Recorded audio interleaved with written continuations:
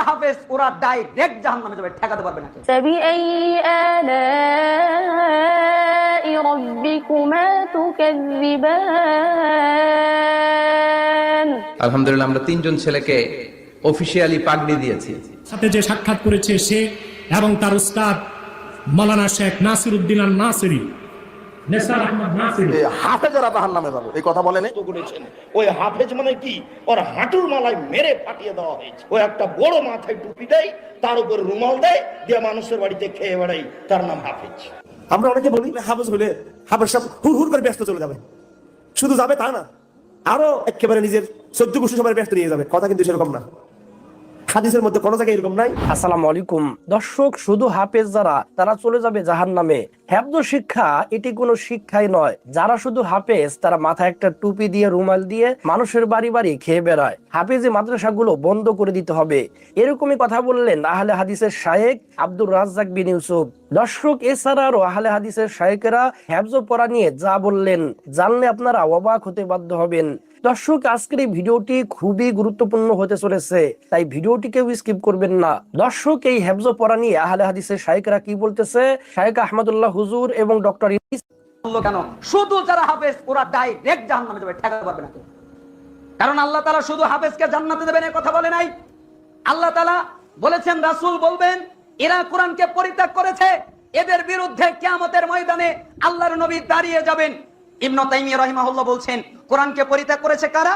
যারা কোরআনের প্রতি ঈমান আনে নাই, এরাও কোরআনকে পরিত্যাগ করেছে। যারা কোরআন শুধু তেলাওয়াত করে, এরাও কোরআনকে পরিত্যাগ করেছে। যারা কোরআন মুখস্থ শুধু করে, এরাও কোরআন পরিত্যাগ করেছে। যারা ওই অনুযায়ী আমলও করে, এরাও কোরআন পরিত্যাগ করেছে। এরা প্রত্যেকেই কোরআন পরিত্যাগকারী। তাহলে গ্রহণকারীকে? যাদের ভিতরে 5টা গুণ থাকে। 1 ঈমান এনেছে, 2 বিশুদ্ধভাবে তেলাওয়াত করেছে, 3 ওইখানে আল্লাহ কি বলেছে এইটা সে জেনেছে, তার মানে আল্লাহ কি বলেছে এইটা যে সে জেনেছে, 4 ওটার উপরে আমল করেছে, 5 মানুষের কাছে ওটা প্রচার করেছে, মানুষের কাছে দাওয়াত দিয়েছে। এই ব্যক্তি কোরআনকে গ্রহণ করেছে। এর একটাও যদি কেউ বাদ দেয় তাহলে সে কোরআনকে পরিত্যাগ করেছে। আমার এক ভাই বলল, আচ্ছা ইবনে তাইমিয়ার কথা আপনারা শুনলেন, এই কথাই আমরা বছরের পর বছর ধরে বলে আসছি। সেই ইবনে তাইমিয়ার কথা এখন এই হুজুর আবার বলছেন। আমার মনে হয় যে আপনাদের এই কথাগুলো ভালো করে বোঝা দরকার যে কোরআন কারা পরিত্যাগ করেছে। এখনকার আমরা বাংলাদেশে, ভারতে, পাকিস্তানে যে সমস্ত মোল্লাদেরকে দেখি, এরা কি আসলেই কোরআন পরিত্যাগ করেছে কিনা তাহলে তা ক্লিয়ার এবং স্পষ্ট হয়ে যাবে। কারণ আল্লাহ তাআলা শুধু হাফেজকে জান্নাতে দেবেন এই কথা বলে নাই। আল্লাহ তাআলা বলেছেন, রাসূল বলবেন এরা কোরআনকে পরিত্যাগ করেছে, এদের বিরুদ্ধে কিয়ামতের ময়দানে আল্লাহর নবী দাঁড়িয়ে যাবেন। ইবনে তাইমিয়া রাহিমাহুল্লাহ বলছেন, কোরআনকে পরিত্যাগ করেছে কারা? যারা কোরআনের প্রতি ঈমান আনে নাই, এরাও কোরআনকে পরিত্যাগ করেছে। যারা কোরআন শুধু তেলাওয়াত করে, এরাও কোরআনকে পরিত্যাগ করেছে। যারা কোরআন মুখস্থ শুধু করে, এরাও কোরআন পরিত্যাগ করেছে। যারা ওই অনুযায়ী আমলও করে, এরাও কোরআন পরিত্যাগ করেছে। এরা প্রত্যেকেই কোরআন পরিত্যাগকারী। তাহলে গ্রহণকারীকে? যাদের ভিতরে 5টা গুণ থাকে। 1 ঈমান এনেছে, 2 বিশুদ্ধভাবে তেলাওয়াত করেছে, 3 ওইখানে আল্লাহ কি বলেছে এইটা সে জেনেছে, তার মানে আল্লাহ কি বলেছে এইটা যে সে জেনেছে, 4 ওটার উপরে আমল করেছে, 5 মানুষের কাছে ওটা প্রচার করেছে, মানুষের কাছে দাওয়াত দিয়েছে। এই ব্যক্তি কোরআনকে গ্রহণ করেছে। এর একটাও যদি কেউ বাদ দেয় তাহলে সে কোরআনকে পরিত্যাগ করেছে। আমার এক তাহলে আমরা যখন মানুষের কাছে কোরআন বুঝি এবং মানুষকে বোঝাতে যাই, মানুষকে কোরআনের দাওয়াত দেই, তখন আমাদেরকে হাদিস মানে না, হাদিস মানে না, এরা কাফের, এরা ইহুদি খ্রিস্টানদের কাছ থেকে হাজার হাজার কোটি টাকা পায়, এই ধরনের মিথ্যাচার কেন আমাদের নামে করা হয়? সময় এসেছে প্রশ্ন করার, যে প্রশ্ন আমরা এত বছর ধরে করতাম আর আমাদেরকে এভাবে ট্যাগ দেয়া হতো, ইহুদি খ্রিস্টান বলা হতো। এখন তারাই বলছে যে কারা কোরআন পরিত্যাগ করেছে। ভাই বলল হাফেজরা জাহান্নামে যাবে এই কথা বলেন। এই হাফেজরাই যাবে যারা শুধু মুখস্থ করে আর জিলাপি খায় মেলাপ পড়ায়, এরাই জাহান্নামে যাবে। হাফেজ হবে যে যতটুকুন পড়ছে ততটুকুন জানতে হবে যে আমি কি পড়লাম। আর উস্তাদ বলছে যে ওই কোথায় গাধার উপরে করে ইট বহন করে, তো গাধা পেশাব পায়খানার উপর দিয়েও যায় ইট। তো একদিন আপনি গাধার উপরে যদি কোরআন দেন, তো গাধা কি বুঝবে যে এখন আমার পায়খানার উপর দিয়ে যাওয়া হবে না, এখন কোরআন আছে? গাধা কি বুঝবে? ও কোরআন দেন আর স্বর্ণ দেন আর ইট দেন, ও মনে করবে ওই আমার উপরে যা আছে আমি পেশাব পায়খানা দামিয়ে চলে যাব। তো যারা শুধু কোরআন মুখস্থ করছে নোবেল পুরস্কার নিচ্ছে, আর কোরআনে কি আছে জানার চেষ্টা করছেন, এরা হলো গাধা।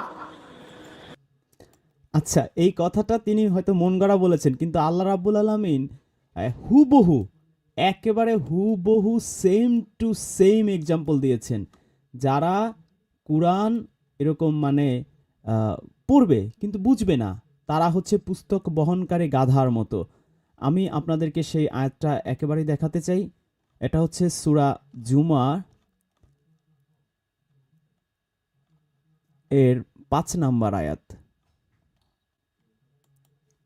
আপনারা নিজেরাই দেখুন, আল্লাহ একেবারে গাধার তুলনায় দিয়েছেন। তো এই হাফেজরা যে গাধা, এই মোল্লা সাহেবও তাই বললেন, আল্লাহ রাব্বুল আলামিনও তাই বললেন।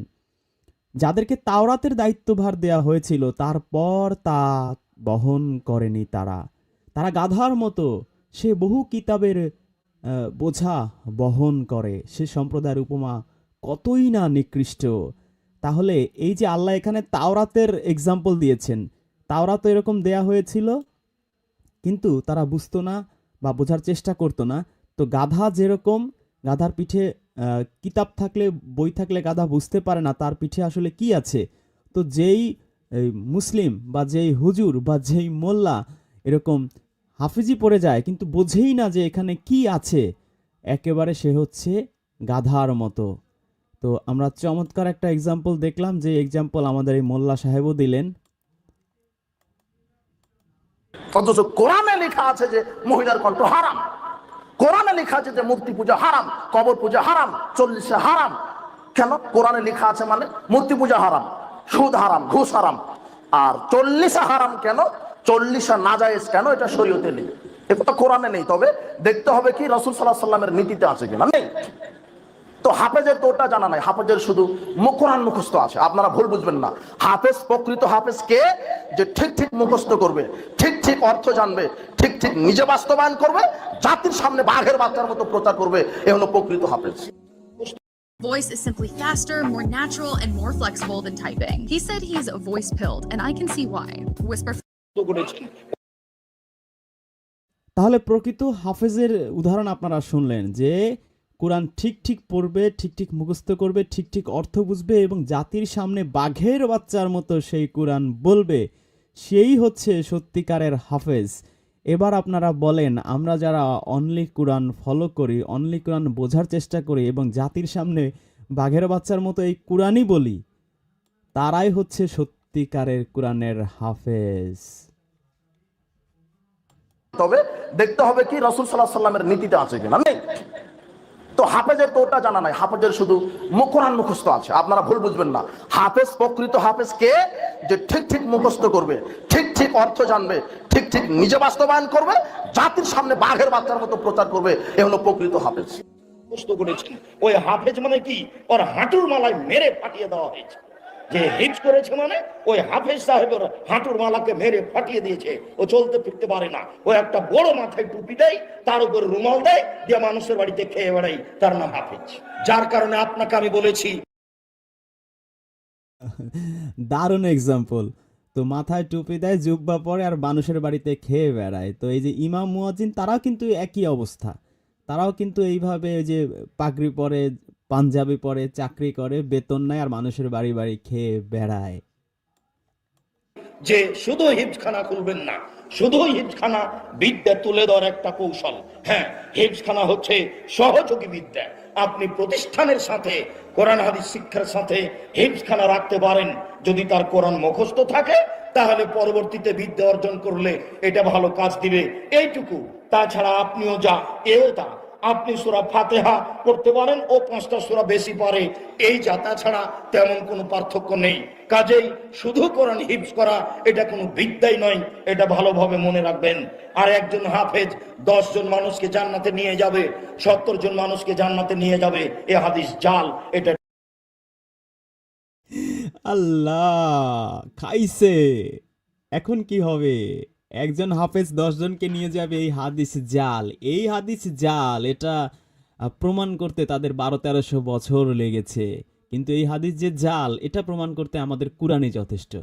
কুরআনের মধ্যেই আল্লাহ বলেছেন, সূরা আনআমের 51 নাম্বার আয়াতে, আমার মনে হয় যে সূরা আনামের 51 নাম্বার আয়াতটা আমাদের একটু সবার দেখা দরকার। সূরা আনামের 51 নাম্বার আয়াতে আল্লাহ রাব্বুল আলামিন বলেছেন, আমি একটু দেখাই আপনাদের সবাইকে স্ক্রিনে। আচ্ছা, এখানে আল্লাহ বলছেন, এই কুরআন দ্বারা তুমি সেই সব লোকদেরকে সতর্ক করবে যাদের মনে এই ভয় আছে যে তাদেরকে তাদের রবের কাছে এ অবস্থায় একত্রিত করা হবে যে তিনি ছাড়া তাদের থাকবে না কোনো অভিভাবক, সাহায্যকারী কিংবা সুপারিশকারী। তো আল্লাহ রাব্বুল আলামিন ছাড়া কোনো সাহায্যকারীও থাকবে না, কোনো সুপারিশকারীও থাকবে না। তাহলে একজন হাফেজ সুপারিশ করে 10 জন 20 জনকে নিয়ে যাবেন, একজন পীর, একজন দরবেশ তিনি সুপারিশ করে নিয়ে যাবেন। আমরা এতদিন বলতাম এগুলো হচ্ছে কোরআনের সাথে সাংঘর্ষিক হাদিস, কিন্তু আজকে এই মোল্লা সাহেব কিন্তু ক্লিয়ারলি বলে দিয়েছেন এগুলো জাল হাদিস, এগুলো বানোয়াট হাদিস। স্বাভাবিক, যেই হাদিসগুলো এরা বলছে আমরা ওই সনদ মতন এত এই ঘিচিংয়ের মধ্যে আমরা যেতে চাই না। আমরা শুধু কোরআন দিয়েই আমরা এতদিন প্রমাণ করেছি যে এই সমস্ত হাদিসগুলো মানুষের তৈরি, মানব রচিত তৈরি, এগুলোর সাথে কোরআনের দূরতম কোনো সম্পর্ক নেই। এবং এই হাদিসগুলো যতই তারা সহি বলে লাফালাফি করুক না কেন, এই হাদিসগুলো হচ্ছে মানুষের তৈরি বানোয়াট। তার প্রমাণ হিসেবে আমরা কোরআনের অজস্র আয়াত দিয়েছি এতদিন, আর এই মোল্লা সাহেব একেবারে স্পষ্টভাবে বলেই দিয়েছেন যে এগুলো জাল হাদিস। তো জাল হাদিস মানে আপনারা জানেন যে বানোয়াট। এটা কোনো বিদ্যাই নয়, এটা ভালোভাবে মনে রাখবেন। আর একজন হাফেজ 10 জন মানুষকে জান্নাতে নিয়ে যাবে, 70 জন মানুষকে জান্নাতে নিয়ে যাবে, এ হাদিস জাল, এটা ঠিক নয়। আর একজন হাফেজ 10 জন মানুষকে জান্নাতে নিয়ে যাবে, 70 জন মানুষকে জান্নাতে নিয়ে যাবে, এ হাদিস জাল, এটা ঠিক নয়। কাজেই শুধু কোরআন হিফজ করা এটা কোনো বিদ্যাই নয়, এটা ভালোভাবে মনে রাখবেন। আর একজন হাফেজ 10 জন মানুষকে জান্নাতে নিয়ে যাবে, 70 জন মানুষকে জান্নাতে নিয়ে যাবে, এ হাদিস জাল, এটা ঠিক নয়। উহুদের যুদ্ধে 70 জন সাহাবা শহীদ হয়েছে। তো নবীজি সাল্লাল্লাহু আলাইহি সাল্লাম শহীদ 2 জনকে এক কাফনের কাপড়ের মধ্যে রাইখা পেঁচায়া কবর দিয়ে দিতেন। সাহাবা 2 জনকে এক কাফনের কাপড়ে পেঁচানোর পর আল্লাহ নবী প্রশ্ন করতেন, আইয়ুহুম আকসারু আখজান লিল কুরআন। আমি যেই 2 জনকে কাফনের কাপড়ের মধ্যে ঢুকাইলাম তাদের মধ্যে কোরআন পারে কে বেশি? সাহাবারা জবাব দিতেন, ফাইদা উশিরা ইলা আহাদিহিমা উযর, ওই ব্যক্তি কোরআন পারে বেশি। আল্লাহর নবী হাফেজে কোরআনকে কবরে রাখার সময় প্রাধান্য দিয়ে সুন্দরভাবে আগে রেখে দিতেন। আপনি চিন্তা করেন, 2 জন শহীদ, আল্লাহর নবী বলছেন এটা আনা শাহীদুন আলা হাউলা, আমি এই শহীদদের সাক্ষী দিব কিয়ামতের ময়দানে। তো নবীজি এই 2 শহীদকে কবর দেওয়ার সময় জিজ্ঞাসা করে হাফেজে কোরআন কোনটা, ওইটারে আগে প্রাধান্য দেন। সে কিন্তু বলার মধ্যে একটা জালিয়াতি করছে। নবী জিজ্ঞেস করছে কোরআন পারে বেশি কে, যারা যারা কোরআন পারে বেশি, কিন্তু এ বলল হাফেজে কোরআন। হাফেজে কোরআন তখন কিভাবে হবে? নবী যে উহুদের যুদ্ধের কথা বলছে তখন কি পুরো সমগ্র কোরআন কি নাজিল হওয়া শেষ হয়েছে? শেষ তো হয়নি। তাহলে ওখানে হাফেজে কোরআন আসার তো প্রশ্নই ওঠে না। কোরআন কে বেশি পারে এই যুক্তি তিনি দিতে পারেন। তাহলে এইটাই তো আমাদের চাওয়া, যে কোরআন কে বেশি পারে সেটার উপরই নবী তাকে বেশি প্রায়োরিটি দিতেন, তাকে বেশি সম্মানিত করতেন। বুখারী শরীফের কত লক্ষ হাদিস মানুষ বেশি পারে, তিরমিজি শরীফের কত লক্ষ হাদিস মানুষ বেশি পারে, সেটা কিন্তু নবী জিজ্ঞেস করেন নাই যে কে আমার 100 হাদিস বেশি পারে, কে 1000 হাদিস পারে, কে 5000 হাদিস কার মুখস্থ, তাকে আমি বেশি রেসপেক্ট দেব, এটা কিন্তু নবী করেননি। কোরআন কে বেশি পারে সেটার উপর আল্লাহর রাসূল প্রায়োরিটি দিয়েছেন। তাহলে এই যে মোল্লা সাহেবরা বলেন যে কোরআন পাইকারি কথাবার্তার জায়গা, কোরআন হাতালে কিছুই পাওয়া যাবে না, আহমদুল্লাহ সাহেব বলেছেন, ভাইরাল বক্তব্য আপনারা অনেকেই দেখেছেন। তাহলে এখন হাদিসের মধ্যে কি আসলো যে কোরআনকে বেশি পারে সেইটা নবী জিজ্ঞেস করেছেন, হাদিসকে বেশি পারে সেটা কিন্তু নবী জিজ্ঞেস করেননি। হাফেজে কোরআনের দাম আছে না নাই? কিন্তু উনি এখানে হাফেজে কোরআন ঢুকিয়ে দিয়েছে। ওই উহুদ যুদ্ধে কোরআনের হাফেজ থাকার প্রশ্নই ওঠে না। আর আল্লাহর পরিবার, সাহাবারা প্রশ্ন করলেন, মান হুম ইয়া রাসূলুল্লাহ, আল্লাহর পরিবার আবার কারা? আল্লাহর নবী জবাব দিলেন, আহলুল কোরআন। খাইছে, এ কি বলে ফেললো? আল্লাহর পরিবার কারা? হচ্ছে আহলুল কুরআন। এই যে তোমরা আহলে কোরআন বলতো, এই যে আরিফ বিন হাবিবের তো একটা ভিডিও আমি রিবাটাল দিয়েছিলাম মনে হয় বছর দেড়েক আগে। সেখানে সে সূরা হাসরের 7 নম্বর আয়াত দিয়ে বলেছিল যে আল্লাহর রাসূল হাদিস দিয়েছে, অথচ ওইখানে বলা ছিল বিনা যুদ্ধে প্রাপ্ত সম্পদ দিয়েছে। পুরো আয়াতটা যদি আপনারা পড়েন, কিন্তু সেটাকে সে বিকৃত করে বলেছে যে আল্লাহ রাসূল হাদিস দিয়েছেন সেটাও নিতে হবে।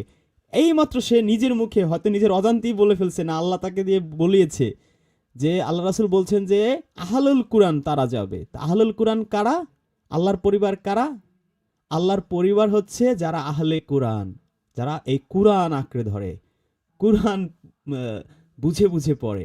আপনারা আরেকবার শোনেন, এটা কিন্তু আমার ভিডিও না, অন্যদের ভিডিও আমি চালাচ্ছি, সুতরাং আমি এখানে কিছুই বানাইনি বা কোনো কাটছাটা করিনি। আছে না নাই? আর আল্লাহর পরিবার, সাহাবারা প্রশ্ন করলেন মান হুম ইয়া রাসূলুল্লাহ, আল্লাহর পরিবার আবার কারা? সাহাবারা প্রশ্ন করলেন মানহুম ইয়া রাসূলুল্লাহ, আল্লাহর পরিবার কারা? এবার আল্লাহর পরিবারের কারা তার সংজ্ঞা শোনেন, তার ডেফিনেশন শোনেন। আল্লাহ নবী জবাব দিলেন আহলুল কুরআন হুম আহলুল কুরআন আল্লাহ ওয়া খাসাতুহু, যারা কুরআনওয়ালা তারা আল্লাহর পরিবারভুক্ত। যারা কুরআনওয়ালা তারা আল্লাহর পরিবারভুক্ত, যারা বুখারীওয়ালা, যারা তিরমিজিওয়ালা তারা কিন্তু আল্লাহর পরিবারভুক্ত, এই কথা কিন্তু বলেননি আল্লাহর রাসূল। যারা কুরআনওয়ালা তারা হচ্ছে আল্লাহর পরিবারভুক্ত। এইবার সোনার চান পিতলা ঘুঘু সে নিজেই, মানে এটাকে ফুটবলের ভাষায় বলে আত্মঘাতী গোল, আত্মঘাতী গোল কিন্তু সে দিয়ে দিয়েছে। হয়ে যায়, শুধু তাই নয়, তারা আল্লাহর বিশেষ আস্থাভাজন হয়ে যায়। আরে বাবা রে বাবা, যারা আল্লাহর পরিবার কারা? আহলুল কুরআন যারা, তারা, এবং তারা আল্লাহর আস্থাভাজন হয়ে যায়। আহলুল হাদিসরা, শাফি মালিকি হামলিরা, তাবলিগি জামাতিরা কিন্তু আল্লাহর আস্থাভাজন হয় না। কে বলছেন? কে বলছেন? রিজওয়ান মাহমুদ বলছে না, সজল রোশন বলছে না, বলছে কিন্তু এই হাদিস ওয়ালা মোল্লা। মান হুম ইয়া রাসূলুল্লাহ, আল্লাহর পরিবার আবার কারা? আল্লাহ নবী জবাব দিলেন আহলুল কুরআন হুম আহলুল্লাহ ওয়া খাসাতুহু, যারা কুরআনওয়ালা তারা আল্লাহর পরিবারভুক্ত হয়ে যায়, শুধু তাই নয়, তারা আল্লাহর বিশেষ আস্থাভাজন হয়ে যায়। আপনাদের মাঝে যারা বেশি কোরআন পড়বেন আপনারা আল্লাহর পরিবারের সদস্য হয়ে যাবেন। হাই হাই হাই হাই, খাইছে। যারা বেশি কোরআন পড়বেন তারা আল্লাহর পরিবারের সদস্য হয়ে যাবেন, যারা বেশি হাদিস পড়বেন তারা কিন্তু হতে পারবেন না। সেই কথা কিন্তু এই হাদিসের মধ্যে নাই। বেশি কোরআন পড়লে আপনি আল্লাহর পরিবারের সদস্য হতে পারবেন। তো যারা হাদিস মানেন তারাও এই হুজুরের এই হাদিসটা ভালো করে মাথায় ঢুকিয়ে নিন আল্লাহর হস্তে। আচ্ছা, এই হাদিসটা হলো আপনার ইবনে মাজাহ 215 নম্বর হাদিস। আল্লাহ নবী জবাব ইবনে মাজার 215 নম্বর হাদিস। আমার মনে হয় যে আপনাদের সবার এই হাদিসটা মুখস্থ করা উচিত। ইবনে মাজাহ শরীফের 215 নম্বর হাদিস। আল্লাহর পরিবার কারা? দিলেন আহলুল কুরআন হুম আহলুল্লাহ ওয়া খাসাতুহু, যারা কুরআনওয়ালা তারা আল্লাহর পরিবারভুক্ত হয়ে যায়, শুধু তাই নয়, তারা আল্লাহর বিশেষ আস্থাভাজন হয়ে যায়। আপনাদের মাঝে যারা বেশি কোরআন পড়বেন আপনারা আল্লাহর পরিবারের সদস্য হয়ে যাবেন। আচ্ছা, এই হাদিসটা হলো আপনার ইবনে মাজাহ 215 নম্বর হাদিস। এই যেটা বললাম 9 নম্বর মর্যাদা আবু দাউদ শরীফের 4843 নম্বর হাদিস। মনে রাখবেন, 3 ব্যক্তিকে সম্মান করা। বলেন কয় ব্যক্তি? ইন্না মিন ইজলালিল্লাহ ইকরামাজিশ শাইবাতিল মুসলিম ওয়া হামিলিল কুরআন ওয়া ইকরামাজিস সুলতানিল মুকসিত। রাস্তা দিয়ে হাঁটতে কষ্ট হয়, আপনি সম্মান করলেন। বাজারে যাওয়ার সময় ব্যাগটা নিতে কষ্ট হইতেছে, আপনি ব্যাগটা নিলেন। তো নবীজি বলেন 1 নাম্বার সাদা দাড়িওয়ালাদেরকে সম্মান করা, 2 নাম্বার ওয়া হামিলিল কুরআন, কুরআনওয়ালাকে সম্মান করা, 3 নাম্বার 2 নাম্বার কাকে সম্মান করা? শুনেন, হাদিসের মধ্যে আছে, কিন্তু এগুলো কিন্তু আমরা বলছি না, হাদিসওয়ালা মোল্লারাই বলছে। 2 নাম্বার কাকে সম্মান করতে বলেছেন? 2 নাম্বার ওয়া হামিলিল কুরআন, কুরআনওয়ালাকে সম্মান করা, 3 নাম্বার কুরআনওয়ালাকে সম্মান করা। তো আমরা যারা কুরআনের কথা বলি, অনলি কুরআনের কথা বলি, তাদেরকে সম্মান করতে আল্লাহ রাসূল বলে গিয়েছেন, আর এরা তাদেরকে কটাক্ষ করে, তাদেরকে ইহুদি খ্রিস্টানদের দালাল বলে। অথচ আল্লাহ রাসূলের হাদিসের মধ্যে বলে গেছে এই কুরআনওয়ালাদের সম্মান করতে। ইকরামাজিস সুলতানিল মুকসিত, ন্যায়পরায়ণ শাসককে সম্মান করা। এই 3 জন ন্যায়পরায়ণ শুধু শাসক না, ইনসাফকারীকে তো আল্লাহ নিজেই ভালোবাসে, কুরআনে বলে গিয়েছেন। এবং সূরা নাহলের 90 নম্বর আয়াত আমি প্রায় বলি, সেখানে আল্লাহ যে 6টা উপদেশ দিয়েছেন তার প্রথম উপদেশটাই ছিল তোমরা ইনসাফ করো। তো এইটুকু জানতে তো আমাদের হাদিসের মধ্যে যাওয়া লাগে না, আমরা তো কুরআন থেকেই আমরা এগুলো পাই। কিন্তু এরা আরো এটাকে সংকীর্ণ করে ফেলেছে, শাসকের কথা নিয়ে এসেছেন। নট অনলি শাসক, every person in the world যে জাস্টিসের পথে থাকবে, প্রত্যেকটা ইনসাফকারীকে আল্লাহ রাব্বুল আলামিন ভালোবাসে। তো আল্লাহ বলেছেন ব্রড সেন্সে, এরা সেটাকে নিয়ে এসেছে মানে ছোট্ট গণ্ডিতে, মানে শাসকের দিকে নিয়ে গেছেন। তো এটা কেন নিয়েছেন তারও কারণ আছে, কারণ ওইখানে শাসকদের আলাদা একটু পাম্পট্টি দেওয়া দরকার, একটু তেল মারা দরকার শাসকদের, কারণ এই যে দরবারি আলেম তো শাসকরাই নিয়োগ দেয়, তো শাসকদের একটু গুণকীর্তন না করলে তো শাসকরা বেতন ভাতা ঠিক মতো দিবে, এই জন্য একটু এই হাদিসটা একটু শাসকদের মধ্যে নিয়ে গেল, ন্যায়পরায়ণ শাসক। অথচ এভরি মুসলিম, এভরি হিউম্যান বিইং যে ইনসাফকারী, আল্লাহ তাকে ভালোবাসে। আল্লাহ কিন্তু কোরআনে কোথাও বলেনি হিন্দু হলে বাসি না, খ্রিস্টান হলে বাসে না, ইনসাফকারী হলেই আল্লাহ তাকে ভালোবাসে। সম্মান করা মানে আল্লাহকে সম্মান করা। তাহলে এই 3 ধরনের মানুষকে সম্মান করা মানে হচ্ছে আল্লাহকে সম্মান করা, এবং এই 3 ধরনের মানুষের মধ্যে সেকেন্ড মানুষটাই হচ্ছেন যারা কুরআনওয়ালা। এবং আরেকটা হাদিস ইবনে মাজাহ শরীফের 215 নম্বর হাদিসে তিনি বলেছেন আহলুল কুরআন, যারা আহলুল কুরআনদের কথা তিনি বলেছেন। সন্তান যদি হাফেজ হইলো আর যদি ধরে রাখতে পারলো, কিতাবে পাওয়া যায় ওই সন্তানকে প্রথম স্বাগত জানাবে 490 কোটি ফেরেশতা। 490 কোটি ফেরেশতা। গাঞ্জা খাওয়া কাহিনী সে বলতেছে। এই কুরআনে আমরা পড়ে যা পাই সেটা হচ্ছে হাসরের মাঠেই স্বাগত জানানো হবে মুত্তাকিদের। মুত্তাকিরা হাসরের মাঠে স্পেশাল গেস্ট, বিশেষ অতিথি হিসেবে উপস্থাপিত হবে। একটা মুত্তাকির 12টা কোয়ালিটি থাকে, 12টা গুণ থাকে, কোরআনের মধ্যে আমরা পাই।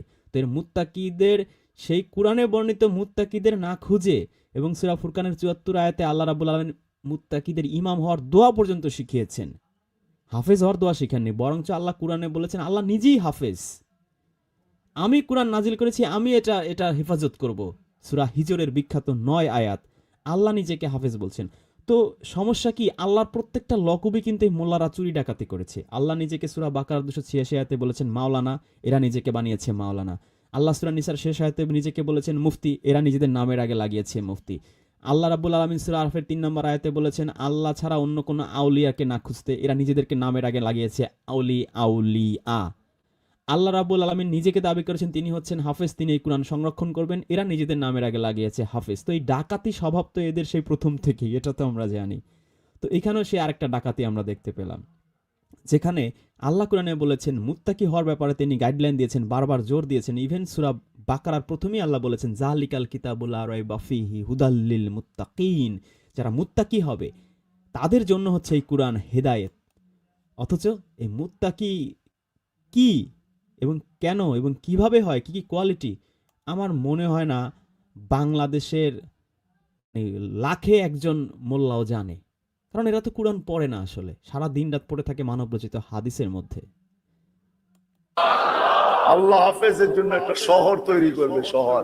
ইন্না ফিল জান্নাতি লানাহরা ইউকালু লাহু রায়্যান ফিহি মাদিনাতুম মিন মারজান লাহু 70 আলফ বাবান আলা কুল্লি বাবিন 70 আলফ মালাইকাতান লিহাফিজিল কুরআন। প্রত্যেক গেটে 70,000 ফেরেশতা থাকবে। 70,000 গেট পার হওয়ার পরে হাফেজ ওই শহরের ভিতরে ঢুকবে। প্রত্যেক গেটে 70,000 ফেরেশতা স্বাগত জানাবে, খালি হাতে না, উপটুকুন নিয়া, আর বলবে হাদা কেরামাতান লিল কুরআন, এটা কেরামতের সম্মানার্থে তোমাকে দেওয়া হলো। মা বাবা যখন ঢুকবে ওই শহরে, 490 কোটি ফেরেশতা সেলুট দিবে, সেলুট। জীবন গড়া বিষয় কার ছেলে, এটা বিষয় শিখা বিষয়, জানা বিষয়। যদি কথা বুঝাইসা থাকে, আসেন আজকে থেকে প্রতিজ্ঞা করি জীবন গড়া যাবো, এছাড়া যাবো। বুখারীর প্রথম হাদিস, প্রথম সবকই নিয়তেই গুটি লাল। বোঝেন আমার কথা, বোঝেন? নিয়তেই গুটি লাল। এই উম্মত নিয়ত করলেই গুটি লাল হয়ে যাবে। এই জন্য শিখাইছেন ইন্নামাল আমালু বিন্নিয়াত। নিয়ত করেন না যে জীবন গড়েই যাবো। একজন হাফেজে কোরআনের মর্যাদা কি এবং আমাদের সন্তানদেরকে আমরা কিভাবে হাফেজ বানাতে পারি? খুব সুন্দর একটি প্রশ্ন। হাফেজে কোরআনের মর্যাদা অনেক বেশি। আল্লাহ রাব্বুল আলামিন কোরআনে হাকিমে বলেছেন ইন্না নাহনু নাযালনা যিকরা ওয়া ইন্না লাহু লাহাফিজুন, নিশ্চয়ই আমি কোরআন নাজিল করেছি আর এই কোরআনকে আমি হেফাজত করব, সংরক্ষণ করব। তো আল্লাহ তাআলা কোরআন সংরক্ষণ করে থাকেন আল্লাহর বান্দাদের পক্ষে কোরআনকে হিফজ করার তৌফিক দেওয়ার মাধ্যমে। তার মানে উনি বোঝালেন যে আল্লাহ হচ্ছে নিরুপায়। পৃথিবীতে কেউ যদি কোরআন হাফেজি না করে তাহলে আল্লাহ আসলে পারতো না, আল্লাহ ব্যর্থ হয়ে যেত। অথচ সূরা ইখলাসের মধ্যে আল্লাহ কি বলেছেন? কি বলেছেন আল্লাহ রাব্বুল আলামিন? কুল হু আল্লাহু আহাদ আল্লাহুস সামাদ লাম ইয়ালিদ ওয়া লাম ইউলাদ ওয়া লাম ইয়াকুল লাহু কুফুয়ান আহাদ। 2 নম্বর আয়াতে বলছেন আল্লাহুস সামাদ, আল্লাহ অমুখাপেক্ষী। আল্লাহ তার কোনো কাজের জন্য কারো উপর ধার ধারে না, কারো উপর তিনি নির্ভরশীল না, কারো উপর তিনি মুখাপেক্ষী না। কিন্তু আহমদুল্লাহ সাহেব এখানে যা বোঝাচ্ছেন তার মানে হচ্ছে যে মানুষ যদি হাফেজ না হতো তাহলে আল্লাহ আসলে যে কুরআনে সূরা হিজরের 9 নম্বর আয়াতে বলেছেন আমি কুরআন নাজিল করেছি, আমি হেফাজত করব, আমি এটার হাফেজ, তো আল্লাহ আসলে পারতেন না। তো আল্লাহ জারিয়ার মাধ্যমে তিনি এটা কুরআন সংরক্ষণ করছেন। যদি হাফেজ সব মরে যায় এই কুরআন পৃথিবী থেকে উধাও হয়ে যাবে। এভাবে আল্লাহ রাব্বুল আলামিনকে তিনি মুখাপেক্ষী বানাচ্ছেন, মানুষের মুখাপেক্ষী বানাচ্ছেন। এর চেয়ে নির্লজ্জ কাজ আর হতে পারে পৃথিবীতে?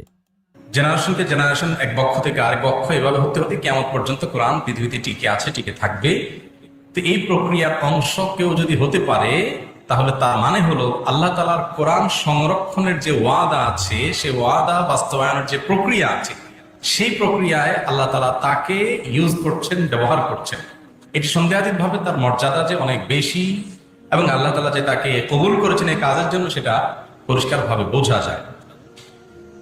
নবী করিম সাল্লাল্লাহু আলাইহি সাল্লাম মুসলিম বর্ণিত হাদিসে বলেছেন ইন্নাল্লাহা ইয়ারফা'ু বিহাদাল কিতাবি আকওয়ামা ওয়া ইয়াদা'উ বিহি আখারিন। নিশ্চয়ই আল্লাহ রাব্বুল আলামিন এই কোরআনের মাধ্যমে অনেক মানুষের মর্যাদা বাড়িয়ে দেন যারা কোরআনকে সেভাবে আঁকড়ে ধরে। আর এই কোরআনের প্রতি অবহেলা, অবজ্ঞা ইত্যাদির কারণে অনেক জাতিকে আল্লাহ তাআলা অবনতির চরম সীমায় পৌঁছে দেন। তো এই জন্য কোরআনের সাথে যার সংশ্লিষ্টতা যত বেশি হবে সে আল্লাহর কাছে তত বেশি মর্যাদাবান হবে। কোরআন কারীমের হিফজ যারা করবে, যারা হাফেজে কোরআন হবে, তাদের মর্যাদা সম্পর্কে অনেকগুলো হাদিস বর্ণিত হয়েছে। তবে একটি মর্যাদা হলো যে যিনি কোরআন কারীমের হাফেজ হবেন সেই সাথে কোরআনের মর্ম বোঝার ব্যাপারটিও তার মধ্যে থাকবে। সাধারণ ইমামতি করার জন্য অন্য যে কোনো মানুষের চাইতে সে অগ্রাধিকার পাবে, অগ্রগণ্য হবে। কারণ হাদিসে আসছে নবী করিম সাল্লাল্লাহু আলাইহি ওয়াসাল্লাম বলেছেন যে ওয়ালিয়া উম্মুকুম আকরাউকুম লিকিতাবিল্লাহ, তোমাদের মধ্যে যে আল্লাহর কোরআন বেশি ভালো পড়তে পারে, বেশি ইয়াদ হিফজ আছে, মুখস্থ আছে, বেশি জানে কোরআন সম্পর্কে, সে তোমাদের মধ্যে যেন ইমামতি করে। তার মানে অন্য কোনো প্রায়োরিটি দেওয়ার মতো কোনো কিছু। খুব দুঃখ পাইলাম মোল্লা সাহেবের কথা শুনে যে কোরআন যে ভালো জানে তাকে ইমামতি করতে বলছে, হাদিস যে ভালো জানে তাকে কেন ইমামতি করতে বললো না? এই হুজুররা তো হাজার হাজার লক্ষ লক্ষ হাদিস মুখস্থ করছে, কিন্তু হাদিসের মধ্যে নাই যে হাদিস যে ভালো জানে সেই ইমামতি করবা। উল্টা কথা আছে যে কোরআন ভালো জানে তাকে যেন ইমামতি করতে দেয়া হয়। হায় হায়, তাহলে যাদেরকে অনলি কোরআন আহলে কোরআন বলে গালিগালাজ করা হচ্ছে, জানাজা পড়া হবে না বলছে, তারাই তো অটো ইমাম হয়ে যাইতেছে, তারাই তো হবে নেতা, তারা হবে ইমাম। এদের তো খানা শেষ, এরা তো নিজেদের পায়ে নিজেরা কুড়াল মারছে। খুঁজে পাওয়া না গেলে বা সাধারণ যে কোনো যোগ্যতা সম্পন্ন মানুষ থাকলে তাদের মধ্যে সবচেয়ে বেশি প্রায়োরিটি পাবে হলো যার ভিতরে আল্লাহর কোরআন যত বেশি আছে সে। আরে আবারও একটা আত্মঘাতী গোল, যার মধ্যে আল্লাহর কোরআন যত বেশি আছে সে হবে প্রায়োরিটি পাবে। কেন বুখারীর কথা বলছে না, কেন তিরমিজির কথা বলছে না, কেন নাসাইর কথা বলছে না? আহা, কলিজা ফেটে যাচ্ছে আমার। এরা এইভাবে আত্মঘাতী গোল দিবে আমি তো কল্পনাও করি নাই। সব তো আমাদের পক্ষে বলতেছে। এই যে কটা বক্তা দেখলাম একজনও তো বলছে না যে হাদিসের কথা, আজকে শুধু কোরআনের জয়গান ঘটনা কি? এদের কি আমরা কিনে ফেলাইলাম নাকি? নবী করিম সাল্লাল্লাহু আলাইহি ওয়াসাল্লাম মদিনা হিজরতের আগে সালেম নামক এক ব্যক্তি ইমামতি করে, তখন যে সাহাবীরা আগে হিজরত করে ফেলেছিলেন কিছু সংখ্যক সাহাবী তাদের ইমামতি করতেন, তার নাম ছিল সালেম।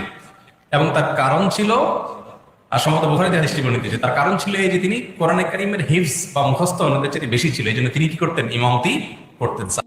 আরেকজন হাফেজ 117টি দেশে প্রথম স্থান অধিকার করেছে। হাফেজ রাহাত গতকাল আমার সাথে যে সাক্ষাৎ করেছে সে এবং তার উস্তাদ মৌলানা শেখ নাসিরউদ্দিন আল নাসিরি, নেসার আহমদ নাসিরি গিয়েছিলেন, আমাকে উল্টো হাদিয়া দিছে যে আমাদের এখানে অসংখ্য লোক সংবর্ধনায় আসছে, আমরা আপনাকে সম্বর্ধনা দিতে এসেছি। আমার বুকটা ভরে গিয়েছে।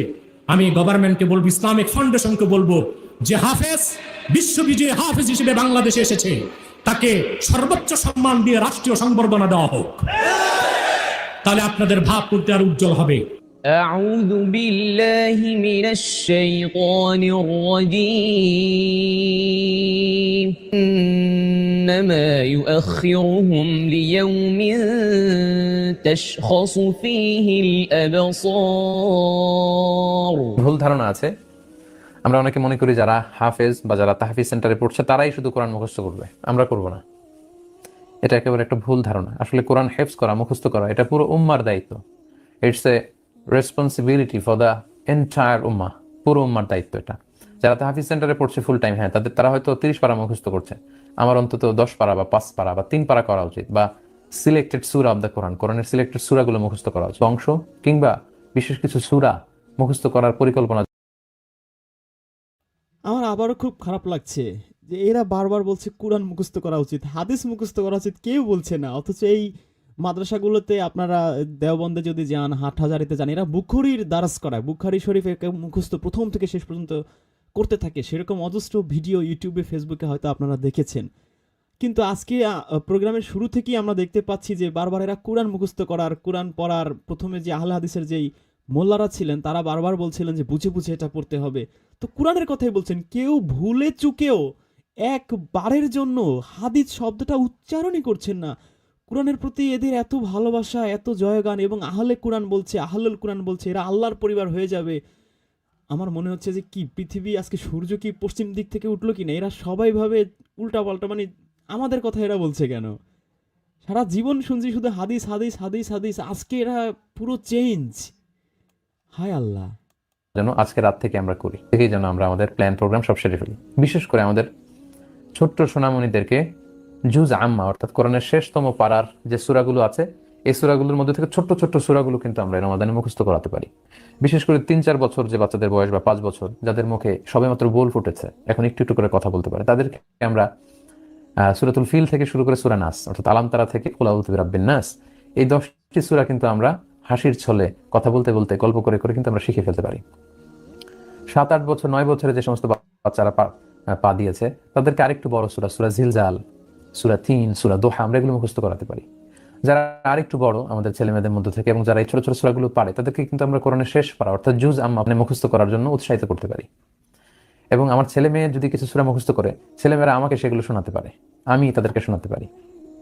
তাই সম্মানিত দিনী ভাই এবং বোনেরা, আমি আপনাদের সবাইকে বিনীত অনুরোধ করবো, আসুন পড়বো বা কোরআনের এই বিশেষ অংশগুলো মুখস্থ করবো। যারা কোরআন কারীম হেফজ করেছেন তাদের ব্যাপারে হাদিসে এসেছে তারা হচ্ছে আহলুল্লাহি ওয়া খাসাতুহু, আল্লাহর বিশেষ লোক, তারা আল্লাহর খাস লোক। তাদেরকে বলা হচ্ছে হামিলুল কোরআন, তারা কোরআনকে বহনকারী। এবং সহিহ মুসলিমের একটি হাদিসে এসেছে, সেখানে বলা হচ্ছে আল মাহিরু বিল কোরআন মা সাফারাতিল কিরামিল বারারা, যারা কোরআনকে হেফজ করেছে তারা ওহী সংরক্ষণকারী ফেরেশতাদের সাথে থাকবে। তাদের সম্মান, তাদের মর্যাদাকে বোঝানোর জন্য আল্লাহর হাবিব সাল্লাল্লাহু আলাইহি ওয়াসাল্লাম এমনটি বলেছেন। আমরা অনেকে বলি হাফেজ হলে হাফেজ সাহেব হুর হুর করে ব্যস্ত চলে যাবে, শুধু যাবে তা না, আরো একেবারে নিজের 14 গোষ্ঠী সবাই ব্যস্ত নিয়ে যাবে, কথা কিন্তু সেরকম না। হায় হায় আল্লাহ, খাইছে আজকে। আজকে এদের হয়েছে কি, এরা কি ফ্রুটিকা খাইছে নাকি সব মোল্লা আজকে? কথা যে সেরকম না এটা তো আমরা কোরআন পড়েই বুঝতে পারছি। এদের বুঝতে 1400 বছর লাগলো না 1200 বছর লাগলো? আমরা তো মনে হয় 1 মাস কোরআন পড়ি আমরা বুঝতে পারছি, এদের এত বছর লাগলো বুঝতে, শত হাজার বছর। সব মনে হয় ফ্রুটিকার অ্যাকশন। হাদিসের মধ্যে কোনো জায়গায় এরকম নাই যে, হায় হায়, হাদিসের মধ্যে কোনো জায়গায় নাকি এরকম নাই? তাহলে এতদিন মোল্লারা আমাদের কি শুনাইলো? শুধু হাফেজ হলে সে ব্যস্ত যাবে এবং তার অন্য আত্মীয় স্বজনের জন্য সুপারিশ করবে, এরকম কোনো কথা হাদিসে নাই। খাইছে আমারে, খাইছে। হাদিসে যেটা আছে সেটা হলো হাফেজ হওয়ার পরে সে কোরআনের আলেম হতে হবে, কোরআন মতো সে আমল করতে হবে। কোরআনের আলেম হইতে হবে কেন রে ভাই? হাদিসের আলেম হইতে হবে, বুখারীর আলেম হইতে হবে, তিরমিজির আলেম হইতে হবে। বুখারী, তিরমিজি, নাসাই, ফাসাই লক্ষ লক্ষ হাদিস ঠোঁটস্থ কণ্ঠস্থ করে ফেলতে হবে। কি বলতো এতদিন আমি বুঝলাম না তো, আজকে এদের কি হইছে? এরা বলতেছে হাফেজ হওয়ার পরে কোরআনের আলেম হইতে হবে, হাদিসের আলেম হইতে হবে না কেন? কেন কেন? জবাব দো মুঝে। তখন সে নিজেও ব্যস্ত যাবে, 10 জনকে ব্যস্ত নিয়ে যাবে, আবার অন্য ইয়েতে আছে প্রায় 50 জনকে 70 জনকে সে কি করবে, আত্মীয় স্বজনকে সে সুপারিশ করে জান্নাতে নিয়ে যেতে পারবে। হায় হায়, কোরআনের হাফেজ হয়ে কোরআনের আলেম হইতে হবে, কোরআনের হাফেজ হয়ে হাদিসের আলেম হইলে হবে না। তাহলে তো আমরাই নিয়ে যাব সবাইকে জান্নাতে। খাইছে তো। আমাদের তো মনে হয় যে নিজেদেরকে এখন দরবার খুলতে হবে আমরা যারা অনলি কোরআনে বিশ্বাসী। قال رسول الله صلى الله عليه وسلم من قرأ القرآن وتعلمه وعمل بما فيه ألبس والداه تاجا يوم القيامة ضوءه أرفع من ضوء الشمس। যেই ছেলে কোরআন শিখবে নুরানিতে, হ্যাঁ জোহা নাই, মান করা আল কোরআন, কোরআন পাঠ করবে, ওয়া তাআল্লামাহু। আচ্ছা, সে আরবিটা বললো, এরপর বললো যেই ছেলে কোরআন শিখবে নুরানিতে হেফজোখানায়। ও আরবির মধ্যে কি এই শব্দ আছে? নুরানি আছে না হেফজোখানা আছে? এ আরবি বললো কি আর অনুবাদ বলতেছে কি? আপনারা আবার শোনেন বাটপারি কোথায় কোথায় করতেছে। ضوءه أرفع من ضوء الشمس। যেই ছেলে কোরআন শিখবে নুরানিতে, হ্যাঁ জোহা নাই, যেই ছেলে কোরআন শিখবে নুরানিতে হেফজোখানায়। আরবিতে নাকি এই কথা আছে? চিন্তা করছেন বাটপার কারে বলে? মান করা আল কোরআন, কোরআন পাঠ করবে, ওয়া তাআল্লামাহু, কোরআন শিখবে, কোরআন কোরআন পাঠ করবে, কোরআন শিখবে কেন? তুই বলবি কোরআন পাঠ করবে, হাদিস শিখবে, হাদিস পাঠ করবে, হাদিস মুখস্থ করবে। কি বলতেছে আজকে? এদের হইছেটা কি? মাসাইল শিখবে, কোরআনকে জানবে, হ্যাঁ, ওয়া আমিলা বিহি, তারপর সেই মতো আমল করবে, সেই মতো কোরআনকে জানবে, কোরআন অনুযায়ী আমল করবে। কেন হাদিস জানবে না? কেন হাদিস অনুযায়ী আমল করবে না? আমল করবে। যদি সেরকম হয়ে থাকে, উলবিসা ওয়ালিদাহু তাজুন ইয়াউমুল কিয়ামা, কিয়ামতের দিন তার মা বাবা দুজনকে আল্লাহ পাক আলোর মুকুট পরিয়ে দিবেন, হাফেজের আলেমের মা বাবাকে। আবার হুট করে হাফেজ ঢুকায় নিয়ে আসলো কেন? এতক্ষণ কি বললো, এখন আবার কি বলতেছে? হাফেজ ঢুকায় দিছে।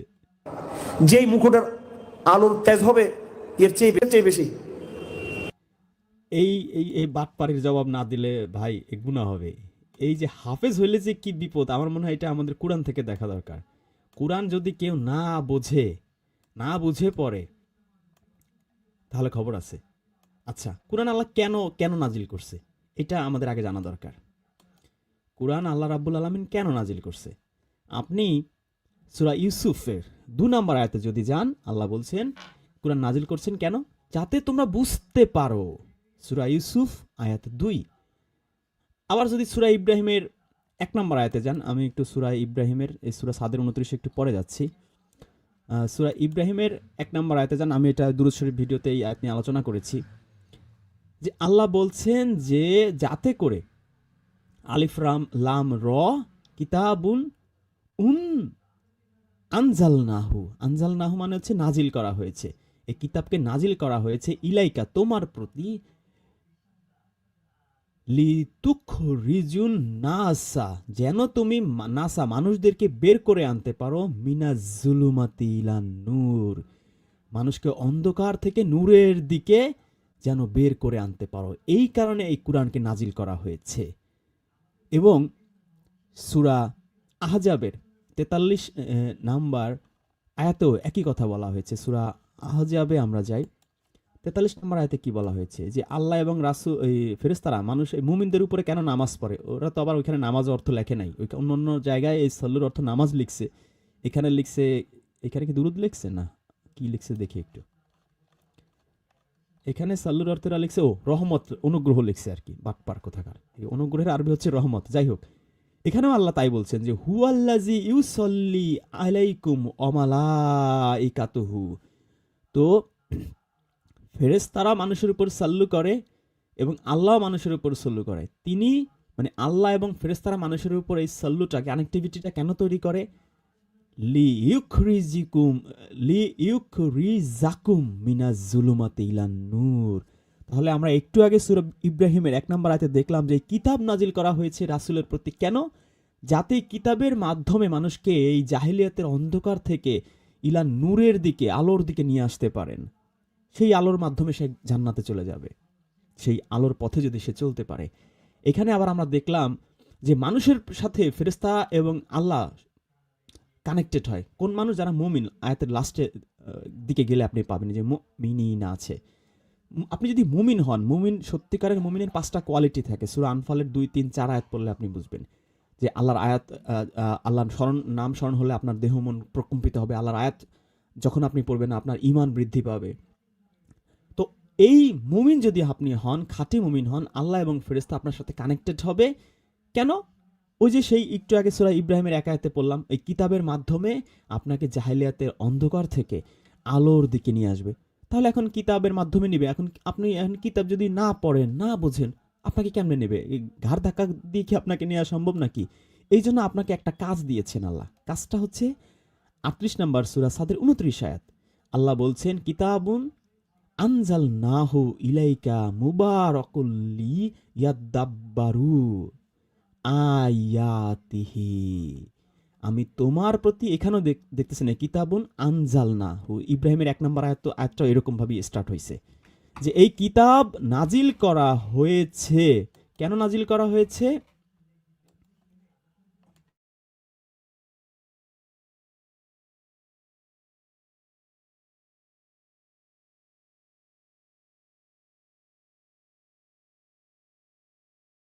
কেন নাজিল করা হয়েছে? নাজিল করা হয়েছে, আচ্ছা, এই কিতাবের আবার এখানে একটা অ্যাডজেক্টিভ ইউজ করছে আল্লাহ, বিশেষণ, সেটা হচ্ছে বরকতময় কিতাব, মুবারাকান। এই কিতাবটাকে এখানে বরকতময় বলা হচ্ছে, যাতে তারা, নট রাসূল, নট নবী, তারা মানে আমাদের কথা বলা হচ্ছে, যাতে আমরা এর আয়াত সমূহ নিয়ে গভীরভাবে চিন্তা করতে পারি। তাহলে এই আয়াতগুলো নিয়ে যদি আপনি গভীরভাবে চিন্তা করতে পারেন, তাহলেই যদি আপনি ইন্টেলিজেন্ট হন, আপনি বুদ্ধিমান হন, এই কোরআনের আয়াতের মধ্য থেকে যে উপদেশগুলো আল্লাহ দিয়েছেন, সব আয়াতে তার উপদেশ নাই, অনেক আয়াতই আছে আমাদের জন্য উপদেশ, অনেক আয়াত আছে সতর্কতা। তো এই উপদেশগুলো আপনি গ্রহণ করতে পারবেন। তো উপদেশগুলো গ্রহণ করলে তো আমি সাকসেস। তাহলে যদি আমি হাফেজ হই, শুধু বুঝি না কিছু, তাহলে আমি এই গভীরভাবে চিন্তা আয়াত নিয়ে কিভাবে করব? এই আয়াতটাই ধরেন, এই যে এই সূরা সাদের 29 আয়াত পৃথিবীর সকল হাফেজের মুখস্থ, কিন্তু এখানে যে আল্লাহ বলেছেন যে গভীরভাবে চিন্তা করতে হবে, সে তো অর্থই বোঝে না, চিন্তা করবে কিভাবে? এবং যখনই সে অর্থ বুঝবে না, চিন্তা করবে না, উপদেশ সে গ্রহণ করবে কিভাবে? উপদেশও সে গ্রহণ করতে পারবে না। সুতরাং আমরা বুঝলাম যে আল্লাহ রাব্বুল আলামিন সূরা ইউসুফের 2 আয়াতে বলেছে এই কোরআনটা দিয়েছে যাতে আমরা বুঝতে পারি। সূরা ইব্রাহিমের 1 নম্বর আয়াতে এই কিতাবের উদ্দেশ্য বলেছেন, যাতে করে এই কিতাবের মাধ্যমে মানুষকে জাহেলিয়াতের অন্ধকার থেকে ইলা নূরের দিকে রাসূল নিয়ে যেতে পারেন। সূরা আহজাবের 43 আয়াতে বলা হচ্ছে আল্লাহ এবং ফেরেশতা মানুষের সাথে কানেক্টেড হয়, যাতে করে এই মুমিনদেরকে তিনি এবং ফেরেশতারা এই জাহেলিয়াতের অন্ধকার থেকে ইলা নূরের দিকে নিয়ে যেতে পারেন। এবং সূরা সাদের 29 আয়াতে আমরা দেখলাম যে আমাদের তাহলে একটা কাজ দাঁড়িয়ে গেল, আমরা কিভাবে, আল্লাহ ঘাড় ধরে কাউকে নেবে না, ফেরেশতারাও কাউকে ঘাড় ধরে নূরের দিকে নিতে পারবে না, যদি না আমরা এর আয়াতগুলো নিয়ে গভীরভাবে চিন্তা ভাবনা করি এবং উপদেশগুলো সেখান থেকে গ্রহণ করি। এখন যদি আমি এই কাজটা না করি, তাহলে ইম্প্যাক্টটা কি হবে? এর ইম্প্যাক্টটা আমরা আজকে প্রথমে আলোচনা করেছিলাম সূরা জুমার 62 আয়াতে, যেটা এই ইহুদিদের একটা এক্সাম্পল দিয়ে আল্লাহ বলেছেন যে ইহুদিরাও এরকম কাজটা করতো, ওদের মধ্যে এরকম ছিল, ওই কিতাব মুখস্থ করতো, হাফেজ হইতো, সেই হইতো, কিন্তু ওইটা পড়তো না বা পড়েও বুঝতো না, ওইখান থেকে চিন্তাও করতো না, উপদেশও গ্রহণ করতো না, তারা হচ্ছে গাধার মতো। তাহলে এই আমরা যদি না বুঝে পড়ি, সেই ইহুদিরাও যেমন গাধা হয়েছিল, আমরাও ঠিক এমন গাধা হয়ে যাব। এবং যদি আমরা চিন্তা ভাবনা না করি, আমাদের আরেকটা ইম্প্যাক্ট হবে, সেটা হচ্ছে সূরা মুহাম্মাদের 24 নাম্বার আয়াতে। এখানে আল্লাহ কি বলছেন? এখানে আল্লাহ রাব্বুল আলামিন বলছেন যে তবে কি তারা কোরআন নিয়ে গভীর চিন্তা ভাবনা করে না? সূরা সাদে আপনারা দেখলেন আল্লাহ চিন্তা ভাবনা করার কথাই বলছেন, এই বরকতময় কিতাব নাজিল করেছি যাতে তারা এর আয়াত নিয়ে চিন্তা ভাবনা করে। এখন যদি আমি না করি, একদিকে গাধা হব, শুধু গাধাই ফিনিশ না, আরো ইম্প্যাক্ট আছে, অন্তরে তালা পড়ে যাবে, নাকি তাদের অন্তর তালাবদ্ধ। তাহলে ভয়ঙ্কর একটা ব্যাপার স্যাপার হয়ে গেছে। এখন মানে আস্তে ক্রিটিক্যাল দিকে চলে যেতেছে এখন বিষয়গুলো। এখন আমাদের কাজটা কি? আমরা এইখানে তো দেখলাম যে আমাদের অন্তরে তালা পড়ে যাবে, আমাদের গাধার সাথে তুলনা করা হয়েছে, এখানে কি শেষ? না, আমাদেরকে আল্লাহ রাব্বুল আলামিন পশু বলছে। পশু, আপনার শুনতে হয়তো খারাপ লাগতে পারে, কিন্তু ইটস ট্রু, আমাদেরকে পশুর সাথে তুলনা করা হয়েছে।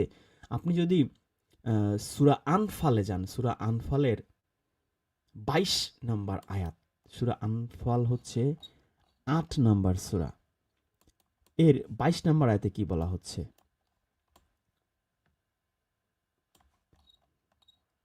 নিশ্চয়ই আল্লাহর নিকট নিকৃষ্টতম প্রাণী হচ্ছে তারা যারা বধির, বোবা, যারা বোঝে না।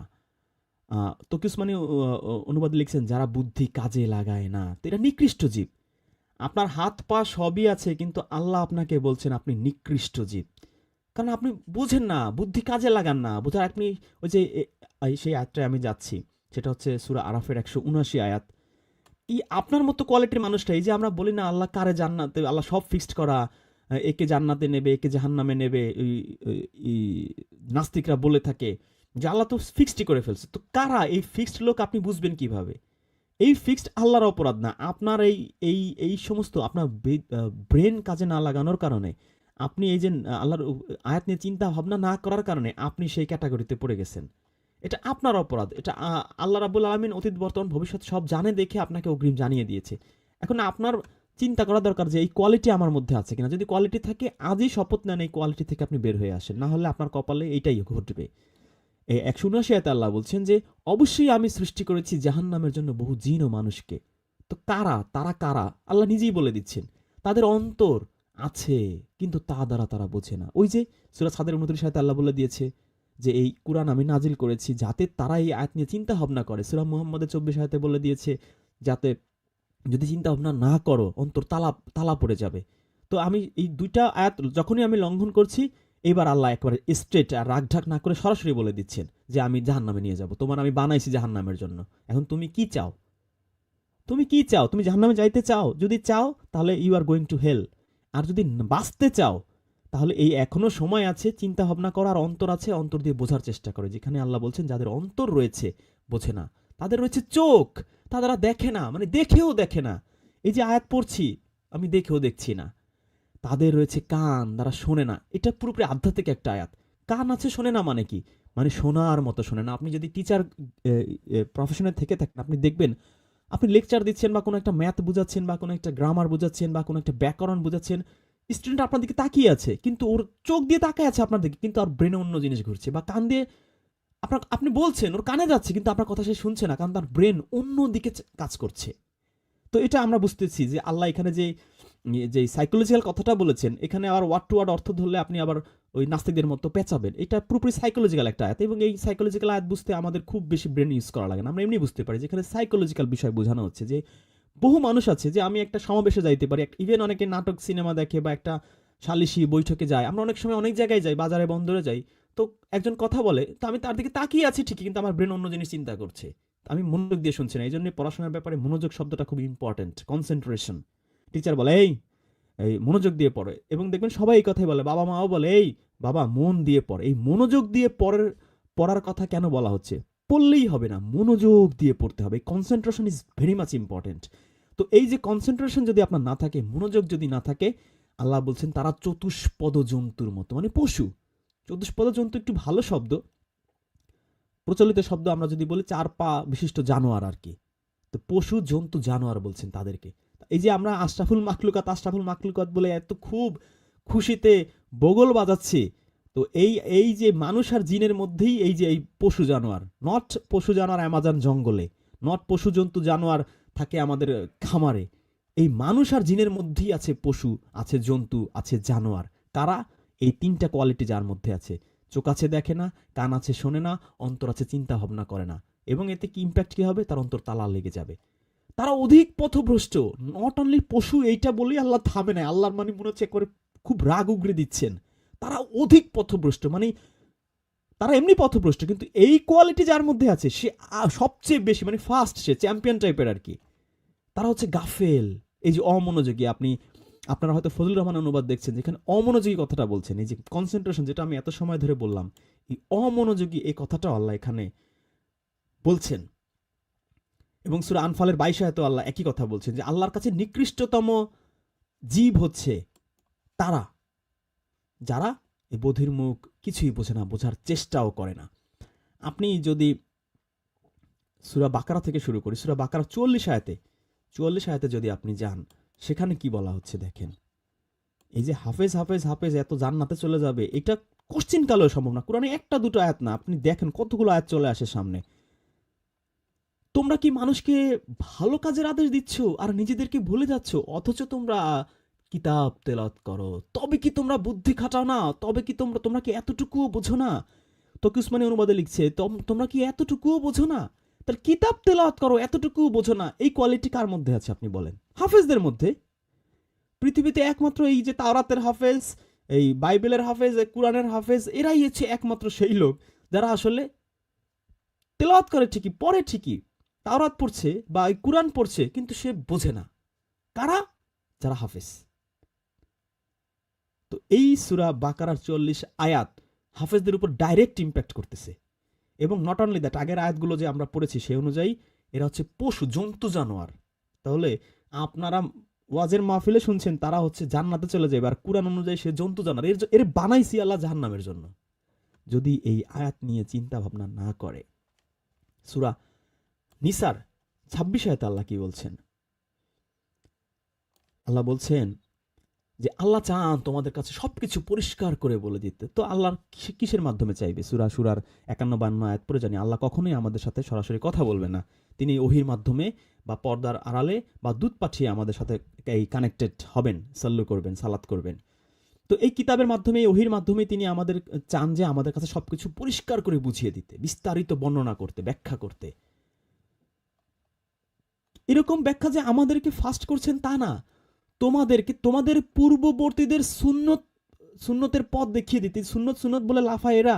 এখানে ওই যে পূর্ববর্তীদের ওই যে যারা রীতিনীতি আদর্শ, ওইটাকেও আল্লাহ এখানে সুন্নত বলছেন। এখানে সুনানা শব্দটা আছে, আপনি ক্লিক করে আপনাদের দেখা, এই যে রুট ওয়ার্ডই হচ্ছে সুন্নাত। এই যে আপনি যদি নিচে যান দেখবেন এই সুন্নত শব্দ চলে আসে। এই যে হাজাবের দিকে যাই, দেখেন ওখানে এই যে সুন্নাত আল্লাহ, সেম রুট ওয়ার্ড, মানে যে আল্লাহর সুন্নত। আমি সুন্নত নিয়ে এর আগে কয়েকদিন বলেছিলাম। এই সুন্নত রুট ওয়ার্ডই এটা, এই সুনানা।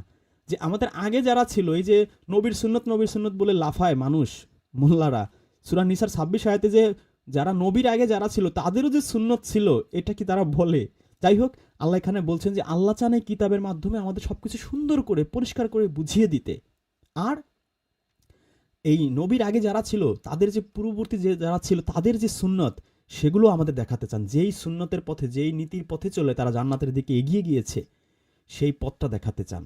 তো বিস্তারিত সুন্দরভাবে বুঝিয়ে দিতে আল্লাহ চাচ্ছেন। এখন আমি বুঝবো না, আমি শুধু হাফেজ হব, আমি 10 জন 50 জনকে নিয়ে যাব জান্নাতে, এটা কি হাস্যকর না?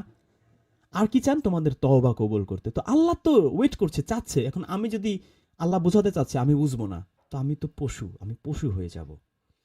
সূরা মারিয়ামের 97 নম্বর আয়াতে যদি আপনি যান, সেখানে আল্লাহ কি বলছেন? সূরা মারিয়াম কোথায়? 97 নম্বর আয়াত। এখানে আল্লাহ বলছেন, আমি তো এই কোরআনকে তোমার ভাষায় সহজ করে দিয়েছি। কেন? যাতে তুমি এর দ্বারা মুত্তাকিদের সুসংবাদ দিতে পারো। এখানে মুত্তাকি শব্দটাই আছে, যেই আজকে প্রথমে বললাম, আমি মুত্তাকিদের কথা। সুসংবাদ দিতে পারো এবং ঝগড়াটে লোকদেরকে সতর্ক করতে পারো। তো সহজ করে দিয়েছেন যাতে তুমি সহজ করে তাদের সতর্ক করে দিতে পারো। তাহলে এই যে সহজ করে দিয়েছেন, এই যে ইয়াসসার নাহু, আল্লাহ সহজ করে দিয়েছেন। এবং আজকে আমি ইউটিউবে একটা পোস্ট দিয়েছি, ওই যে আমাদের মৌসুমী আপু একটা লিখে দিয়েছেন পোস্টার, যে সূরা কমারের 4 আয়াতে আল্লাহ বলেছেন উপদেশ গ্রহণের জন্য আমি এই কোরআনকে সহজ করে দিয়েছি। তো এই কোরআনকে আল্লাহ সহজ করে দিয়েছেন, কিন্তু মোল্লারা এটাকে কঠিন বানিয়ে ফেলেছে বা আমাদের ভয় দেখায়। বুঝতে পারবা না, 30 লক্ষ হাদিস আগে পড়তে হবে, তাইলে এই 114টা সূরা বুঝতে পারবা না, এলে বুঝতে পারবা না। 30 লক্ষ হাদিস কি 30,000 বছরে কি মানুষের পড়া সম্ভব নাকি? তো এইটা আল্লাহ যেখানে বলছেন সহজ করে দিয়েছে উপদেশ গ্রহণের জন্য, আমার উপদেশ দরকার। আমার তো এটার ওই যে গ্রামার, প্রকৃতি, প্রত্যয়, সন্ধি বিচ্ছেদ, লসাগু গসাগু, এত কিছু দরকার নাই তো আমার। কারক সমাস বিভক্তি দিয়ে আমি কি করবো রে ভাই? আমার উপদেশ, আল্লাহর উপদেশ সহজ সরল। এই যে সূরা নাহলের দেখেন 6টা উপদেশ দিছে। এই উপদেশ বুঝতে কি আমার এই যে গ্রামার, ব্যাকরণ এত কিছু বুঝতে হয় নাকি? এই উপদেশ বুঝতে কি আমার 30 লক্ষ হাদিস পড়তে হয় নাকি? উপদেশটা দেখেন, নিশ্চয়ই আল্লাহ ইনসাফ, সুন্দর আচরণ ও নিকট আত্মীয়দের দান করার আদেশ দেন এবং তিনি অশ্লীলতা, মন্দ কাজ ও সীমা লঙ্ঘন থেকে নিষেধ করেন। তিনি তোমাদেরকে উপদেশ দেন যাতে তোমরা উপদেশ গ্রহণ করো। এই যে 6টা উপদেশ আল্লাহ দিলেন, বলেন তো এইটা বুঝতে কি আপনার প্রকৃতি প্রত্যয় লাগবে, কারক সমাস বিভক্তি লাগবে, noun pronoun adjective verb consumption interjection পড়া লাগবে, অ্যাক্টিভ ভয়েস প্যাসিভ ভয়েস পড়া লাগবে, ন্যারেশন পড়া লাগবে? বলেন। উপদেশ গ্রহণের জন্য আল্লাহ সহজ করে দিয়েছে। ইনসাফ, আল্লাহ আমাদের আদেশ দিয়েছেন ইনসাফ বুঝি না কে? সুন্দর আচরণ বুঝি না কে? নিকটাত্মীয়কে দান করার আদেশ দিচ্ছেন, এই কথাটা বুঝি নাই এমন কেউ আছি আমরা? অশ্লীলতা থেকে আল্লাহ নিষেধ করছেন, এটা কি বুঝি নাই আমরা এমন কেউ আছি? খারাপ বা মন্দ কাজ থেকে আল্লাহ নিষেধ করছেন। জুলুম বা সীমা লঙ্ঘন থেকে আল্লাহ নিষেধ করছেন? না বোঝার কিছু নাই, উপদেশ গ্রহণের জন্য সহজ। এখন যদি আমি বলি না আমার এতে হবে না, এই আয়াত কবে নাজিল হয়েছে, কার উপর নাজিল হয়েছে, কোন সাহাবীরা কেমনে বলছে, এগুলো হচ্ছে পাগলামি। সোজা বাংলায় একে পাগলামি বলা হয়। আমার সেগুলোর জানা লাগবে। তো সেগুলো তো আপনাকে আল্লাহ জানতে বলে নাই। এই সহজ কথা যদি সহজে না বোঝেন, তো আপনার আপনার মাথায় তো আসলে কি বলবো, মানে ওই তালা মেরে গেছেন। এতদিন না পড়তে কুরআন অন্ত তালা মারা হয়ে গেছে। এরপর যদি আপনি যান সূরা নূরের 61 নম্বর আয়াতে, 24 নম্বর সূরা, এবং সূরা দুখানেও একই কথা। সূরা দুখানের 58 নম্বর আয়াতেও একই কথা বলা আছে। অনেক বড়, যে এভাবেই আল্লাহ তোমাদের জন্য তার বিধানগুলো বিস্তারিত ব্যাখ্যা সহকারে, আমি লাস্টের দিকে যাচ্ছি আর কি, এই যে এভাবেই আল্লাহ তোমাদের জন্য তার বিধানসমূহ বিস্তারিতভাবে ব্যাখ্যা সহকারে বর্ণনা করেন, যাতে তোমরা বুঝতে পারো, সুন্দর করে দেখেন এখানে অন্ধ, ল্যাংড়া ও রোগীর জন্য কোনো বাধা নেই। তোমাদের নিজেদের জন্য, নিজেদের ঘরে, কিংবা তোমাদের বাবা মা, ভাই বোন, চাচা ফুফু, মামা মা বা খালাদের ঘরে, অথবা তোমাদের কাছে চাবি আছে এমন ঘরে, কিংবা কোনো বন্ধুর ঘরে আহার করায় কোনো বাধা নেই। কত চমৎকার দেখেন, ভেঙে আল্লাহ একেবারে বানান করে মনে হচ্ছে যে বুঝাই দিতেছে আমাদের। এবং আয়াতের শেষেই বলছেন যে এভাবেই আল্লাহ তোমাদের জন্য তার বিধানসমূহ বিস্তারিতভাবে ব্যাখ্যা করে বর্ণনা করেন, সুস্পষ্টভাবে বর্ণনা করেন। তাইসুল কুরআন লিখেছে বিশদভাবে বর্ণনা করেন। কেন?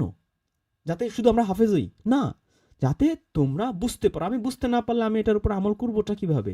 এই জন্য যেন বুঝতে পারি, এত সহজ করে ভেঙে আল্লাহ তার এই আয়াতসমূহ তার এই কিতাবে বলে দিয়েছেন।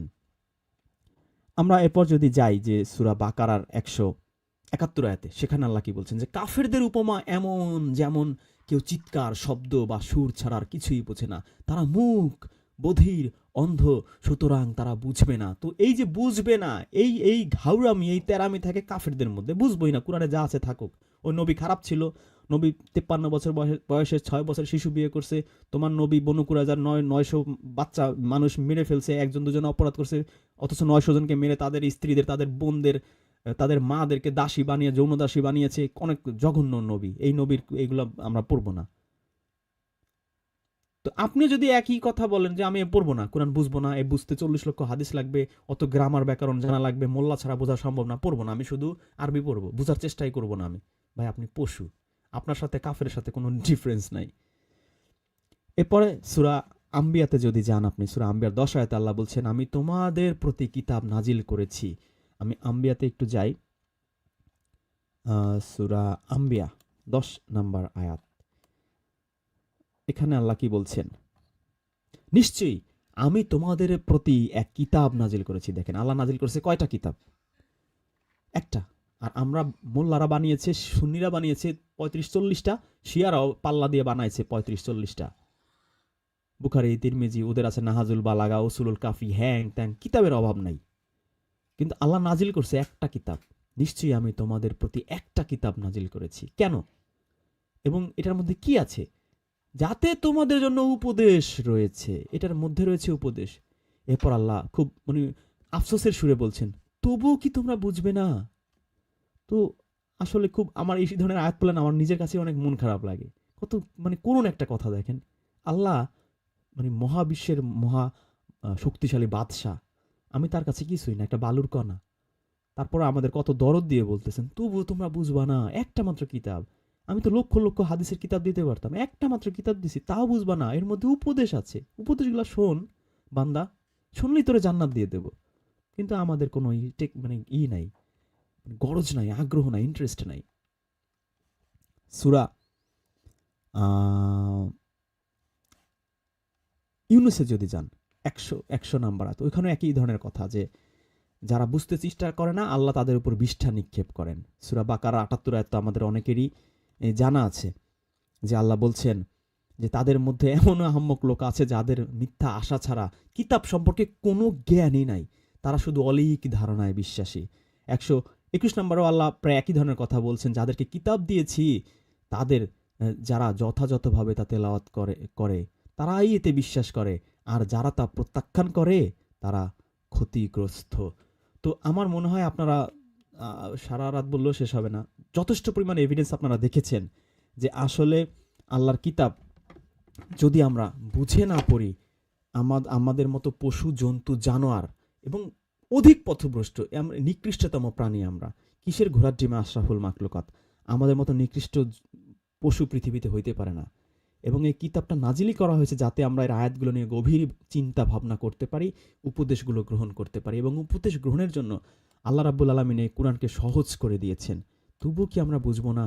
যদি না বুঝি, আমার কপাল আমি পড়বো, আপনার কপাল আর আপনি পড়বেন, আল্লাহর কিছুই যাবে আসবে না। সূর্যের আলো চেয়ে বেশি রাসূলুল্লাহ সাল্লাল্লাহু আলাইহি ওয়াসাল্লাম বলেন, যদি মা বাবার যদি এমন ফজিলত হয়, হাফেজ মা বাবার, আলেম মা বাবার ফজিলত যদি এত বেশি হয়ে থাকে, তাহলে যে স্বয়ং নিজে হাফেজ আলেম হলো তার ফজিলত কত বেশি হবে। কি বুঝলেন? মা বাবার এটা কোনো কথা? মানে ছেলে সওয়াব করলে মা বাবা পায় নাকি? ছেলে পাপ করলে মা বাবা পাবে? কারো বোঝা কেউ বহন করবে না। সেই দিনকে ভয় করো, সেই দিন আসার পরে আর তোমার কোনো সুপারিশ, কোনো সাহায্যকারী, কোনো কিছুই কাজ হবে না। ইভেন ওইখানে আমরা বলবো যে আল্লাহ একটা সুযোগ দাও পৃথিবীতে, আমি কিছু ভালো কাজ করে আসি। তো আমার কিছু ভালো কাজ দরকার নেই, আমার ছেলে করছে, ওই ছেলেই আমাকে মা ওই যে বললো না, মা বাবা, মানে ছেলের কারণে আমি জান্নাতে চলে যাচ্ছি। ফাজলামির একটা সীমা আছে আর কি। ছেলে ভালো হবে না খারাপ হবে এটা কি আমার হাতে? সূরা কাহফ পড়েন নাই? সূরা কাহফে যে সে আল্লাহর এক বান্দা, যে মুসা নবী, সে one of the most powerful and famous নবী, তাকে সে শিখাইতে আসছে। সেই লোক ভালো লোক, তার বাবা মা মুত্তাকি, ভালো মানুষের সন্তান আল্লাহ মেরে ফেলছে। কেন? অপরাধ কি? ও কাফের হইতো, ও আল্লাহদ্রোহী হইতো। তো আপনার সন্তান ভাই আল্লাহদ্রোহী হয় কি না ভালো হয়, আপনার এটা কি আপনার হাতে? এবং ওই সন্তান আল্লাহদ্রোহী হইলে এটার শাস্তি আপনি পাবেন না, একেবারে আল্লাহওয়ালা হইলে ওই জন্য আপনি জান্নাতে চলে যাবেন। এটা তো জুলুম। যাকে আল্লাহ সন্তানই দেননি তার প্রতিও জুলুম। নূহ নবীর সন্তান আল্লাহদ্রোহী ছিল, এটা কি নূহ নবীর অপরাধ? নূহ নবী কি বুঝাইতে অক্ষম? নূহ নবীর কি ভাষা শৈলী কম, ধৈর্য কম? কোন দিক থেকে একজন নবী, তিনি কত দরদ মাখা কণ্ঠে নিশ্চয়ই তার ছেলেকে এই আল্লাহর পথে দাওয়াত দিয়েছেন, শোনে নাই? লূত নবী তার স্ত্রীকে তিনি কি বুঝাইতে কি ব্যর্থ? নবীর চেয়ে কি আপনার আমার কোয়ালিটি বেশি? মোটেই না। তারপরও পারে নাই। আবার অনেকের খারাপ লোকের, ওই যে ফিরআউনের বউ হচ্ছে আসিয়া, খারাপ লোকের ভালো ওয়াইফ হয়ে গেছে। তো এটা তো কারো হাত নাই। তো আমার সন্তান খারাপ হইলো, আমি জান্নাত পাইলাম না, আরেকজনের সন্তান ভালো হয়ে গেল, সে কোরআনের হাফেজ হয়ে গেল, এখন আমি জান্নাতে চলে যাব। এটা কি ধরনের জুলুম রে ভাই? সন্তান আবার যাকে আল্লাহ সন্তানই দেন সে বলবে আল্লাহ আবার তো সন্তানই দিলা না, তাহলে আমি তো চালা জান্নাতে চলে যেতে পারতাম। তাহলে এটা এইরকম বেইনসাফি কাজ কি হাসরের মাঠে হইতে পারে নাকি? এই মোল্লা কি বলতেছে সে নিজেও বোঝে না। আর ওই হাফেজ হইলে জান্নাতে যাওয়া যাবে কি যাবে না, আপনারা এতক্ষণ কোরআন থেকে প্রায় 8-10টা সূরা থেকে আমি দেখাইলাম। এরপরও যদি না এগুলো মানে এই এতগুলো এভিডেন্সের পরেও যেই মোল্লা বলবে যে হাফেজ হলি অবস্থা, বুঝতে হবে সে নিজেই আসলে কোরআন বোঝে না বা কোরআন পড়ে না, বা কোরআনের এই নূর যে আল্লাহ বলছে জাহিলিয়াতের অন্ধকার থেকে, এটা জাহিলিয়াতের মধ্যে আছে। জাহিলিয়াতের অন্ধকার থেকে একমাত্র কোরআনের আয়াতি মানুষকে এই নূরের দিকে নিতে পারে। এই মোল্লার কপালে নূর জোটে নাই, এখনো সে জাহিলিয়াতের অন্ধকারে আছে এবং জাহিলিয়াতের যুগের সেই মূর্খদের মতে কথা বলছে যে আপনার সন্তানের পিতা মাতার এত মর্তবা, সন্তান তো জান্নাতে একেবারে টপ জান্নাতে যাবে, ফাজিল মামু বাড়ির আবদার জান্নাত। সূর্যের আলো চেয়ে বেশি রাসূলুল্লাহ সাল্লাল্লাহু আলাইহি ওয়াসাল্লাম বলেন, যদি মা বাবার যদি এমন ফজিলত হয়, হাফেজ মা বাবার, আলেম মা বাবার ফজিলত যদি এত বেশি হয়ে থাকে, তাহলে যে স্বয়ং নিজে হাফেজ আলেম হলো তার ফজিলত কত বেশি হবে। কত বেশি হবে? খায়রুকুম মান তাআল্লামাল কুরআন ওয়া আল্লামাহু, এটা আমরা সবাই জানি। কোরআনের এলম যে চর্চা করবে সবচেয়ে উত্তম। আল্লাহ পাক রাসূলুল্লাহ সাল্লাল্লাহু আলাইহি ওয়াসাল্লাম হাদিসে বলে দিয়েছেন। রাসূল সাল্লাল্লাহু আলাইহি ওয়াসাল্লাম হাদিসে বলে দিয়েছে কোরআনের ইলম যে অর্জন করবে সে সবচেয়ে উত্তম। আর আমরা যদি কোরআনের ইলম অর্জন করি, এই যে এতক্ষণ আমি কোরআন থেকে 8-10টা সূরা নিয়ে আলোচনা করছি, এদের ফতোয়া অনুযায়ী আমি হচ্ছে নিকৃষ্ট, কারণ আমি কোরআন পড়ছি কেন, আমি কেন বুখারী তিরমিজির কথা বলি নাই। আবার এদের অনেকে ওয়াজে বলে দেখবেন এক শ্রেণীর লোক বেরিয়েছে তার হাদিস বলতে চায় না, শুধু কোরআনের আয়াত বলে, মানে কটাক্ষ করে। আর এইমাত্র এই মোল্লা কি বলল? তারা উত্তম, হাদিস যারা বলে তারা। শোনেন আবার কি বলে, মান তাআল্লামাল কুরআন ওয়া আল্লামাহু, এটা আমরা সবাই জানি। কোরআনের ইলম যে চর্চা করবে সবচেয়ে উত্তম। কোরআনের ইলম যে চর্চা করবে সে সবচেয়ে উত্তম, এদের হাদিসের মধ্যে লেখা রে ভাই, এদের হাদিস তো আমি বানাই নাই। কোরআনের ইলম যে চর্চা করবে সে সবচেয়ে উত্তম। তাহলে আমরা এদের হাদিস অনুযায়ী আমরা সবচেয়ে উত্তম। এবং আজকে যে মুফতি আরিফ বিন হাবিব বলল আমরা হচ্ছে আহলুল কোরআন, হচ্ছে আল্লাহর ফ্যামিলি, আল্লাহর পরিবার। আমরা নূহ নবীর ছেলে ছিল নূহ নবীর পরিবার, ইব্রাহিমের ছেলে বা বাপ ছিল ওর ফ্যামিলি, ওর পরিবার। নবী মোহাম্মদ রাসূলুল্লাহর ছেলে মেয়ে নাতি নাতনি ছিল তার পরিবার। আর আমরা হচ্ছি আল্লাহর পরিবার ভাই, এই ওয়ার্ল্ডের সবচেয়ে টপ লেভেলের মানুষ। নবীর পরিবার হওয়াটা বেশি মর্যাদাপূর্ণ না আল্লাহর পরিবার হওয়া বেশি মর্যাদাপূর্ণ? এদের হাদিস অনুযায়ী আমরা হচ্ছি আল্লাহর পরিবার, মানে পৃথিবীর টপ ক্লাস। আমরা পৃথিবীর টপ ক্লাস। নবীর পরিবার না, আল্লাহর পরিবার, ডাইরেক্ট আল্লাহর পরিবার, according to their own written হাদিস। আল্লাহ পাক রাসূলুল্লাহ সাল্লাল্লাহু আলাইহি হাদিসে বলে দিয়েছেন। তো অভিভাবকদের প্রতি আমার অনুরোধ থাকবে, আপনারা নিজেরা আলেম হতে পারেন নাই, নিজেরা শরীয়তকে আপনারা বুঝতে পারেন নাই, আপনাদের হাতে এখন সুযোগ আছে।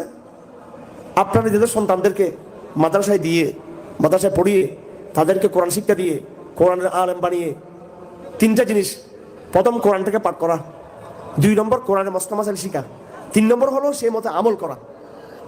হাদিস শরীফ আছে হাফেজদের ব্যাপারে, যারা নিজের আত্মীয় স্বজনকে সুপারিশ করে নিয়ে যাবে জান্নাতে। শব্দ আছে এরকম, ফাস্তাযহারাহু ফাআহাল্লা হালালাহু ওয়া হারামা হারামাহু। সে এমনভাবে কোরআনকে ধারণ করেছে, হালালকে হালাল জানে, হারামকে হারাম জানে, তখন সে সুপারিশ করতে পারবে। এবং রাসূলুল্লাহ সাল্লাল্লাহু আলাইহি ওয়াসাল্লাম হাদিস শরীফে বলেছেন যে লা হাসাদা ইল্লা ফি ইসনাইন। সমাজের মধ্যে মানুষ পরস্পরকে হিংসা করে ক্ষমতার কারণে, ওর ক্ষমতা বেশি, ওর টাকা পয়সা বেশি। তো এক মোল্লা বলছে জান্নাতে যাবে, 10 জনকে সুপারিশ করবে, 70 জনকে আরেক মোল্লা বলছে এই হাদিস জাল। চিন্তা করেন আপনি, এরা নিজেরাই নিজেদের মারামারি আগে শেষ করুক ভাই। এখন এই জাল হাদিসের চর্চা করছে না হাসান না জয়ীফ, এ নিজেও জানে না, লাফালাফি করতেছে, অথচ খোঁজ নিয়ে জানা গেল এই হাদিসই জাল। তাহলে লাভ কি? ওর ছেলে মেয়ে শিক্ষিত বেশি, ওর সুন্দর বেশি, ওর গাড়ি আছে, ওর বাড়ি আছে, ওর বউটা খুব সবচেয়ে সুন্দর। হ্যাঁ, এইভাবে নানান কারণে সমাজের মধ্যে, পাড়ার মধ্যে, মহল্লার মধ্যে একটু হিংসা লাগে যায় মানুষের। একজনকে কোনো দিকে উপরে দেখলে হিংসা লাগে। রাসূলুল্লাহ বলেছেন হিংসা করিও না কেউকে। হ্যাঁ, 2 জায়গায় তোমরা হিংসা করতে পারবা, জালাসি করতে পারবা। 2 জায়গার মধ্যে তোমার উচিত হিংসা করে তার মতো হওয়ার চেষ্টা করা বা তার চেয়ে বেশি হওয়া। একজন হলো ওই ব্যক্তিকে, যে ব্যক্তিকে আল্লাহ মাল দৌলত দিয়েছেন, সে মাল দৌলতকে সারা দিন রাত আল্লাহ রাস্তায় ব্যয় করে, তাহলে তুমি তাকে হিংসা করে তার মতো হওয়ার চেষ্টা করো, তার চেয়ে বেশি হওয়ার চেষ্টা করো।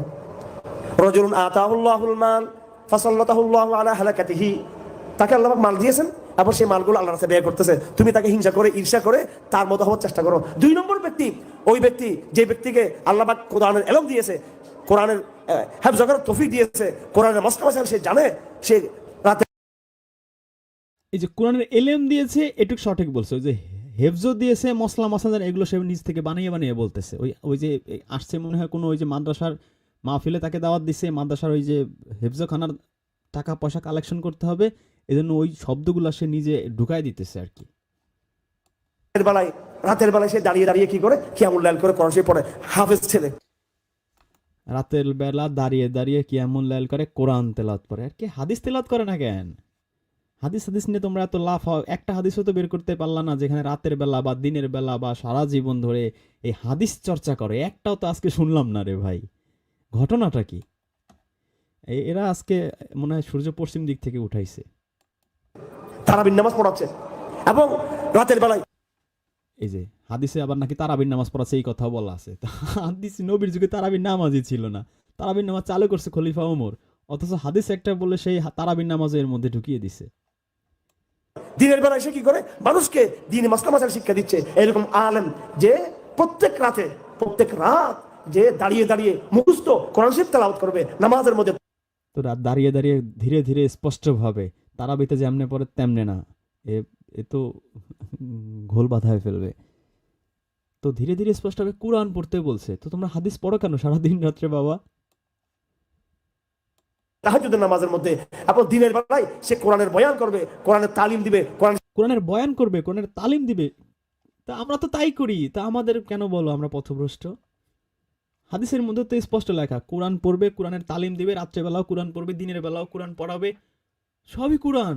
একটা হাদিসের মধ্যে তো এরা হাদিস শব্দই খুঁজেই পাচ্ছে না এরা। হায় হায় রে। নামাজের মধ্যে, তাহাজ্জুদের নামাজের মধ্যে আপনার দিনের বেলায় সে কোরআনের বয়ান করবে, কোরআনের তালিম দিবে, কোরআন দিনের বেলায় কোরআনের বয়ান করবে। আর এরা কি করে? শিক্ষা দিবে। ইভেন এই যে এখনো সে যা বলছে এটা কি কোরআনের বয়ান?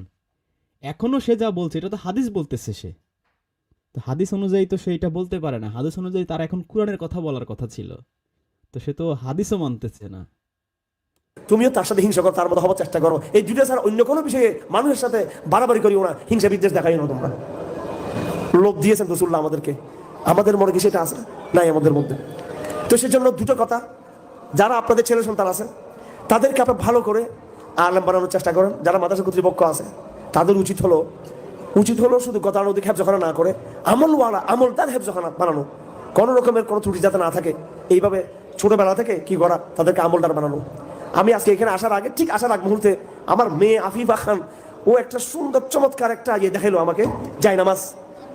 এটা একটু খুব মানে একদম কারো মানে সুন্দর গতানুগতিক জায়নামাজ সেরকম না আর কি, একটু ভিন্ন টাইপের। তাই বললাম তোমাকে কে দিয়েছে? বলছে আপু নিয়ে এসেছে, মানে আমার বড় মেয়ে অর্ডার করতে করতে কেমনে নিয়ে আসছে। যাই হোক, তো ছোট্ট একটা জায়নামাজ, মেয়েদেরকে জায়নামাজ কিনে দেওয়া, ছোট্ট মেয়ে আমার 6 বছর মেয়ে, ওদেরকে একটা ওড়না কিনে দেওয়া, নামাজের সাথে সময় তাকে দাঁড় করানো। এমন শীতের মৌসুম পর্যন্ত আমার এই পিছিয়ে মেয়েটা সে কম্বল থেকে ওঠে নামাজ পড়তে, সে কিন্তু 5 ওয়াক্ত নামাজ তাকে কিন্তু আমরা পড়ানোর চেষ্টা করি। আবার স্বাভাবিক 1 বার 2 বার বলতে হয় নামাজের জন্য, কোনো সময় তাকে নামাজের জন্য তাকে বাধ্য করতে হয় না। তো এইভাবে ছোট বাচ্চাদেরকে নামাজের জন্য তৈরি করতে হবে। হাদিস শরীফে আছে, মুরু আওলাদাকুম বিসসালাত ওয়া হুম আবনাউ সাবঈ সিনিন, তোমাদের সন্তানদেরকে যখন 7 বছর বয়স থাকবে তখন থেকে নামাজের অর্ডার করো, নামাজের হুকুম দাও, হ্যাঁ বলতে থাকো নামাজের। ওয়াজিবুহুম আলাইহা ওয়া হুম আবনাউ 10 সিনিন, 10 বছর বয়স যখন হয়ে যাবে তখন তাদেরকে একটু হালকা হালকা মারো, তাদেরকে নামাজের জন্য মারো 10 বছর বয়সে। অথচ তখন সে নাবালেগ, 15 বছর বয়সে, 16 বছর বয়সে, তার মানে আরো 5 বছর পর সে নামাজ পড়বে, তখন থেকে মারতে বলা হয়েছে। আমরা আমার ছেলেদেরকে শাসন করি নামাজের জন্য, শাসন আমরা করি না নামাজের জন্য। এটা আমাদের ব্যর্থতা, মা বাবার ব্যর্থতা, এটা আমাদের দুর্ভাগ্য। যাই হোক, আল্লাহ সুবহানাহু ওয়া তাআলা আমাদেরকে তৌফিক দান করুন যেন আমরা আমাদের ছেলে মেয়েদেরকে দিনদার বানাতে পারি, এলম শিখাতে পারি, নিজের বাচ্চাদেরকে এলম শিখাবো। আমাদের উলামায়ে কেরাম তো অনেক বয়ান করে, যারা অভিভাবক যারা আছে তাদেরকে অনেক ফজিলত বলে, ছেলেদেরকে হাফেজ বানানো, ছেলেদেরকে আলেম বানানো। কিন্তু যারা অভিভাবক তাদেরও তো এলম শিখার দরকার আছে, মা বাবারও তো এলম শিখার দরকার আছে, দাদারও এলম শিখার দরকার আছে। ওই হেফজখানা যে চাচা মামা তার যে অভিভাবক তারও তো এলম শিখার দরকার আছে। সেই জন্য আমি বলেছিলাম আপনারা পার্ট টাইম কি করবেন, এলম শিখবেন এবং নিজের মনের মধ্যে এই দুর্বলতা রাখবেন না যে আমি মাদ্রাসা পড়ি নাই সেজন্য আমি শিক্ষিত না। সাহাবায়ে কেরাম মাদ্রাসা পড়েন নাই, তারাও কিন্তু শিক্ষিত হয়েছেন রাসূলের দরবারে গিয়ে, হ্যাঁ তারা এলম শিখেছেন, মাসলা শিখেছেন, এবার তারা দ্বীন শিখেছেন এবং তারা বড় আলেম হয়ে গেছেন। আর আমি অনুরোধ করে মাদ্রাসা শিক্ষকদের বলবো, আল্লাহর রাস্তায় এবার থামেন। আপনাকে কেউ বলে নাই জোর করে একটা বাচ্চাকে হাফেজ বানাতে, সারাদিন পিটিয়ে একটা বাচ্চাকে হাফেজ বানাতে আপনাকে কেউ বলে নাই। আর পরিবারগুলোকে নির্দেশ দিব এবং অনুরোধ করব, আপনার বাচ্চাটা হেফজ পড়তে পারতেছে না, তাও কি বারবার তাকে প্রেসার ক্রিয়েট করছেন, এটার কোনো অর্থ নাই, কখনোই কাজটা করবেন না। আরে আল্লাহ রাসূল সাল্লাল্লাহু আলাইহি ওয়াসাল্লাম তার উপরে যখন কোরআন মাজিদ নাজিল হয়েছে, কোরআন মাজিদের সূরাগুলো আয়াতগুলো মুখস্থ রাখার জন্য বারবার চেষ্টা করতেন, বারবার পড়তেন। আল্লাহ পাক জানিয়ে দিলেন সূরা কিয়ামার আয়াত নাযিল করে, লা তুহাদ্দিক বিহি লিসানাকা লিতাআজালা বিহি ইন্না আলাইনা জামাআহু ওয়া কুরআনা। নবী, কোরআন মাজিদ মুখস্থ করার জন্য নিজের উপরে জোর খাটায়েন না, নিজে বারবার বলতে যায়েন না। আপনি কথা মনে করবেন না যে বারবার বললেই মনে হয় আপনার মুখস্থ হয়ে যাবে আর মুখস্থ থেকে যাবে না। আমার কালাম ইচ্ছা করে বারবার পড়ে কেউ মুখস্থ রাখতে পারে না। ইন্না আলাইনা জামাআহু ওয়া কুরআনা, আপনার কলিজার ভিতরে দিলের মধ্যে কোরআন জমা করা এটা আমার দায়িত্ব, আমার। একটা বাচ্চা যদি হাফেজ কোরআন হতে পারে এটা তো তার সৌভাগ্য এবং তার পুরো গোষ্ঠীর সৌভাগ্য, এটা পুরো রাষ্ট্রের সৌভাগ্য, ঠিক কিনা? যদি আল্লাহ দয়া করে কোরআনুল কারীম তার দিলের মধ্যে দিয়ে দেয়। কিন্তু একটা বাচ্চাকে প্রেসার করে, পিটি, জন্মের মতো আঘাত করে, নির্যাতন করে, পায়ের শিকল দিয়া বেঁধে তারপরে আপনি তাকে কোরআন শিক্ষা দিবেন, এই জাতীয় শিক্ষার কোনো গ্রহণযোগ্যতা শরীয়তে ইসলামে নাই, কোনো গ্রহণযোগ্যতা নেই। আমাদের দেশের প্রতিষ্ঠানগুলোতে বাচ্চারা যেতে কান্না করে, কেন কান্না করবে কেন? বহির্বিশ্বের প্রতিষ্ঠানগুলোতে তো বাচ্চারা স্কুল কলেজ বন্ধ দিলে, প্রতিষ্ঠান বন্ধ দিলে বাচ্চারা কাঁদে, কারণ প্রতিষ্ঠানে শিক্ষকরা এত আদর করে বাচ্চাদেরকে, এতটা মহব্বত করে ভালোবাসে যে বাচ্চারা চায় না যে তার প্রতিষ্ঠান বন্ধ হোক, ঠিক না? আমাদের শিক্ষা ব্যবস্থাটা এরকম একটা সুন্দর পরিবেশ ফিরিয়ে আনতে হবে। সমস্ত শিক্ষক সমাজ এটাকে অ্যানালাইসিস করতে হবে, এটাকে রিয়েলাইজ করতে হবে, এটা কি স্কুলের শিক্ষক বলেন কি মাদ্রাসার শিক্ষক বলেন, সবার এটা করতে হবে। আল্লাহ বুঝার তৌফিক দান করুন, আর অপপ্রচার থেকে আমাদেরকে বিরত থাকবার তৌফিক দান করুন। বিষয়টা একটু বোঝার চেষ্টা করবেন। দর্শক, আশা করি সম্পূর্ণ ভিডিওটি দেখেছেন। আহলে হাদিসের শাইখরা কি বলেছে জি, যা বোঝার আমরা বুঝেছি। আমাদের সাথে গেস্ট আছেন, আপনারা কথা বলুন। মিলন মাঝি, মোহাম্মদ শরীফ। জি, আপনারা শুনতে পাচ্ছেন? সালামুন আলাইকুম স্যার। জি, সালামুন সালাম আলাইকুম আলাইকুম। স্যার। স্যার জি, সালাম আজকে তো আলাইকুম। আমার মাথা পুরো নষ্ট স্যার। আজকে আমার মাথা পুরাটাই নষ্ট স্যার। কেননা এই যে যারা হুজুররা এরা দেখেন আজকে হাদিস দিয়ে তারা কোরআনটাকে এমন ভাবে প্রতিষ্ঠিত করছে ভাই, যা আমার মন কলিজা একেবারে পুরা ঠান্ডা হয়ে গেছে আজকে। কিন্তু এই যে ১০ জন যে আলেম, এই ১০ জনের মধ্যে ৯ জন হাদিস দিয়ে কোরআনকে প্রতিষ্ঠিত করছে এবং কোরআনের কোনো আয়াত তারা বলেই নাই। এবং লাস্টে যে মোল্লাটা আসলো উনি কোরআনের একটা আয়াত বলছে আরকি। কিন্তু এছাড়া যারা আছে তারা কিন্তু হাদিস দিয়ে কোরআনটাকে এত সুন্দরভাবে প্রতিষ্ঠিত করছে, যা আসলে স্যার আমার মানে আজকে আমার কলিজাটা এত ঠান্ডা হইছে যে মানে ওনাদের যে কি বলে যে ধন্যবাদ দিব এটা আমার আসলে নাই কোনো। তো স্যার আপনার যে আলোচনাগুলা এগুলা স্যার আমার অন্তরের মধ্যে লাইগে যায় পুরা। এবং আপনার মাধ্যমে আমি আমাকে অন্তত মনে করেন যে এই কোরআনের দিকে আমি আনতে পারছি এবং আমার দিক থেকে আমি আরো ৩-৪ ভাইকেও আমি কোরআনের পথে আনতে পারছি। যেমন আমার আমার চাচা আছে একজন, সে আগে ছিল আহলে হাদিসপন্থী, তা সেও এখন আল্লাহর রহমতে হাদিস-টাদিস বাদ দিয়েছে, নামাজ পড়া বাদ দিয়েছে। আর আপনার ভিডিওগুলো এখন সে দেখে কন্টিনিউ। হ্যাঁ, তো সেও এখন অনলি কোরআনে আসছে। সে আপনাকে তার অন্তরস্থল থেকে সে আপনার জন্য দোয়া করেছে। হ্যাঁ, তো স্যার আমি আর বেশি কিছু বলবো না, আমার ফোনে চার্জ নাই। সালামুন আলাইকুম। জি, অনেক ধন্যবাদ মিলন ভাই আপনাকে। জি, আপনারা আর কেউ কিছু বলবেন? সালামুন আলাইকুম। সালামুন জি, আলাইকুম জি, রেজন স্যার, সালামুন আলাইকুম। জি, সালামুন আলাইকুম। আমার কথা শুনতে পাচ্ছেন? জি, শুনতে পাচ্ছি। স্যার একটা কথা কি, আপনি যেভাবে নাকি কোরআন দিয়ে মনে করেন আপনাকে মানুষে বুঝাইতেছেন, আসলে কথা কি এই আমাদের আলেম সমাজরা কিন্তু এভাবে বুঝায় না। এই যে মনে করতে গেল যে সালাতুল আরবি শব্দ, আর গেল নামাজ হইলো ফার্সি শব্দ, বাংলা এলো মনে করতে গেল প্রার্থনা করা, দোয়া করা, যোগাযোগ করা। এই কথাটা কিন্তু আলেম সমাজরা বলে না। তারা কি বলে যে তোমরা নামাজ পড়ো, কপাল ঠোকাও। আসল কথা কি মনে করো, তারা কিন্তু সালাত মনে করতে বোঝে না। এই যে আমাদের চরমনে পীর সাপ, আমুদুল্লাহ সাপ, আরো সাপ, না, এরা আজকে কি আমাদের বিষয় তো ওই যে নামাজ, রোজা, হজ, যাকাত না। আজকে বিষয় হচ্ছে যে না কোরআন না, বুঝে এটা পড়া, এটা না বলতেছি বুঝে কি পড়া। কারণে, আসল কথা কি এরা কয় কি কোরআন একটালে কিছু পাওয়া যায় না। এই যে আজকের মনে করতে গিয়ে এরা যে আলোচনাটি করলো, কোরআন নিয়ে যে আলোচনা করলো, মনে করতে গেল কিছু কিছু লোক মনে করে আয়াত নিয়ে কিন্তু গবেষণা করে নাই। সব বলে কি মনে করতে গিয়ে এমনি আলোচনা করে গেল। হাফেজের মায়ের মনে করতে গিয়ে নূরের তাজ দিব, তাদের সূরা ইখলাস পড়লে তিনবার পড়লে ১ খতম কি দিব, এডি যত মনে করতে গেলে লাউয়াল হাদিস দিয়ে মনে করতে গেলে কি মানুষের পথভ্রষ্ট করতেছে।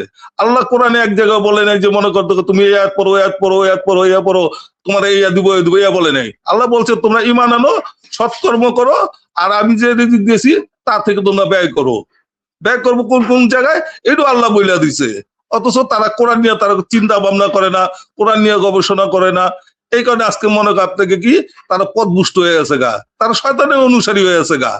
আর আমরা যখন কি কোরআন নিয়ে গবেষণা করি, কোরআন নিয়ে চিন্তা ভাবনা করি, তখনই বলে এরা কি হয়েছে গা, পথভ্রষ্ট হয়ে গেছে গা।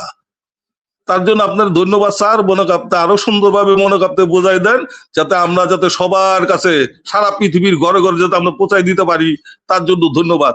আর স্যার একটা কথা হলো আপনার ভিডিওটি একটু ছোট ছোট করে দিয়েন, এটা আপনার কাছে অনুরোধ। ছোট ছোট করে দিলে মনে কাপতে আমরা ফেসবুকে মনে আপনার বেশি বেশি করে মনে কাপতে ছাড়তে পারুন, তার জন্য আপনার ধন্যবাদ।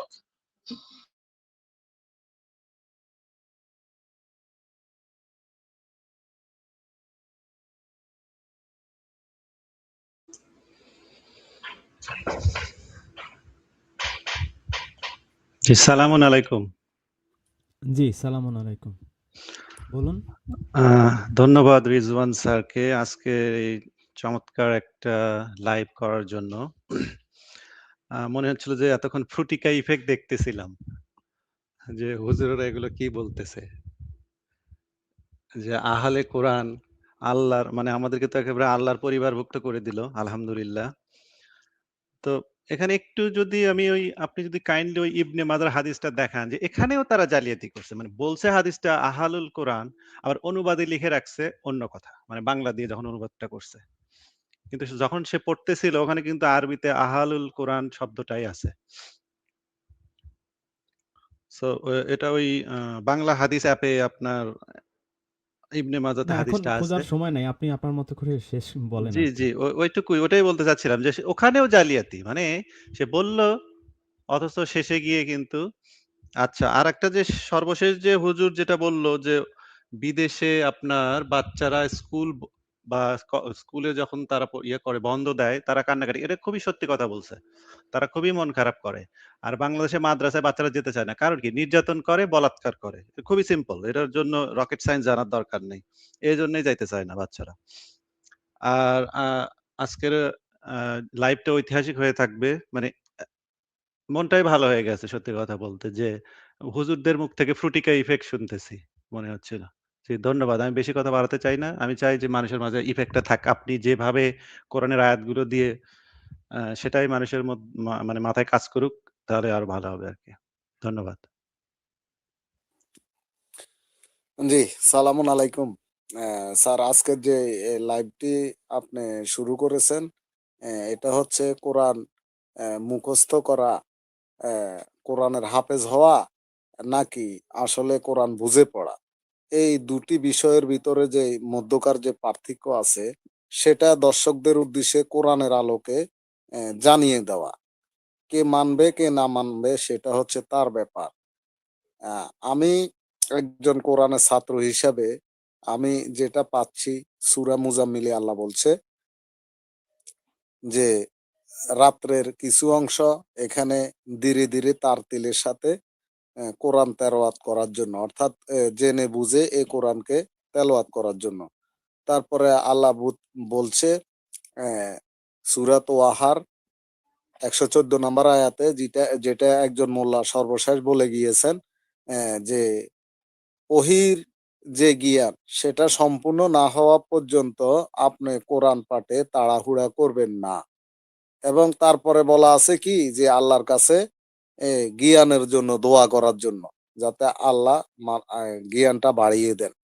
তাহলে রসুলকে এই কথা যদি বলে, এই আল্লাহ কোরআনে বলছে আতিউল্লাহ আতিউর রাসুল, রাসুল এই যে কাজটা করবে আমরা সেই কাজটিই করব, অনুরূপ কাজটি করার জন্য আল্লাহ আমাদেরকে হুকুম দিচ্ছে।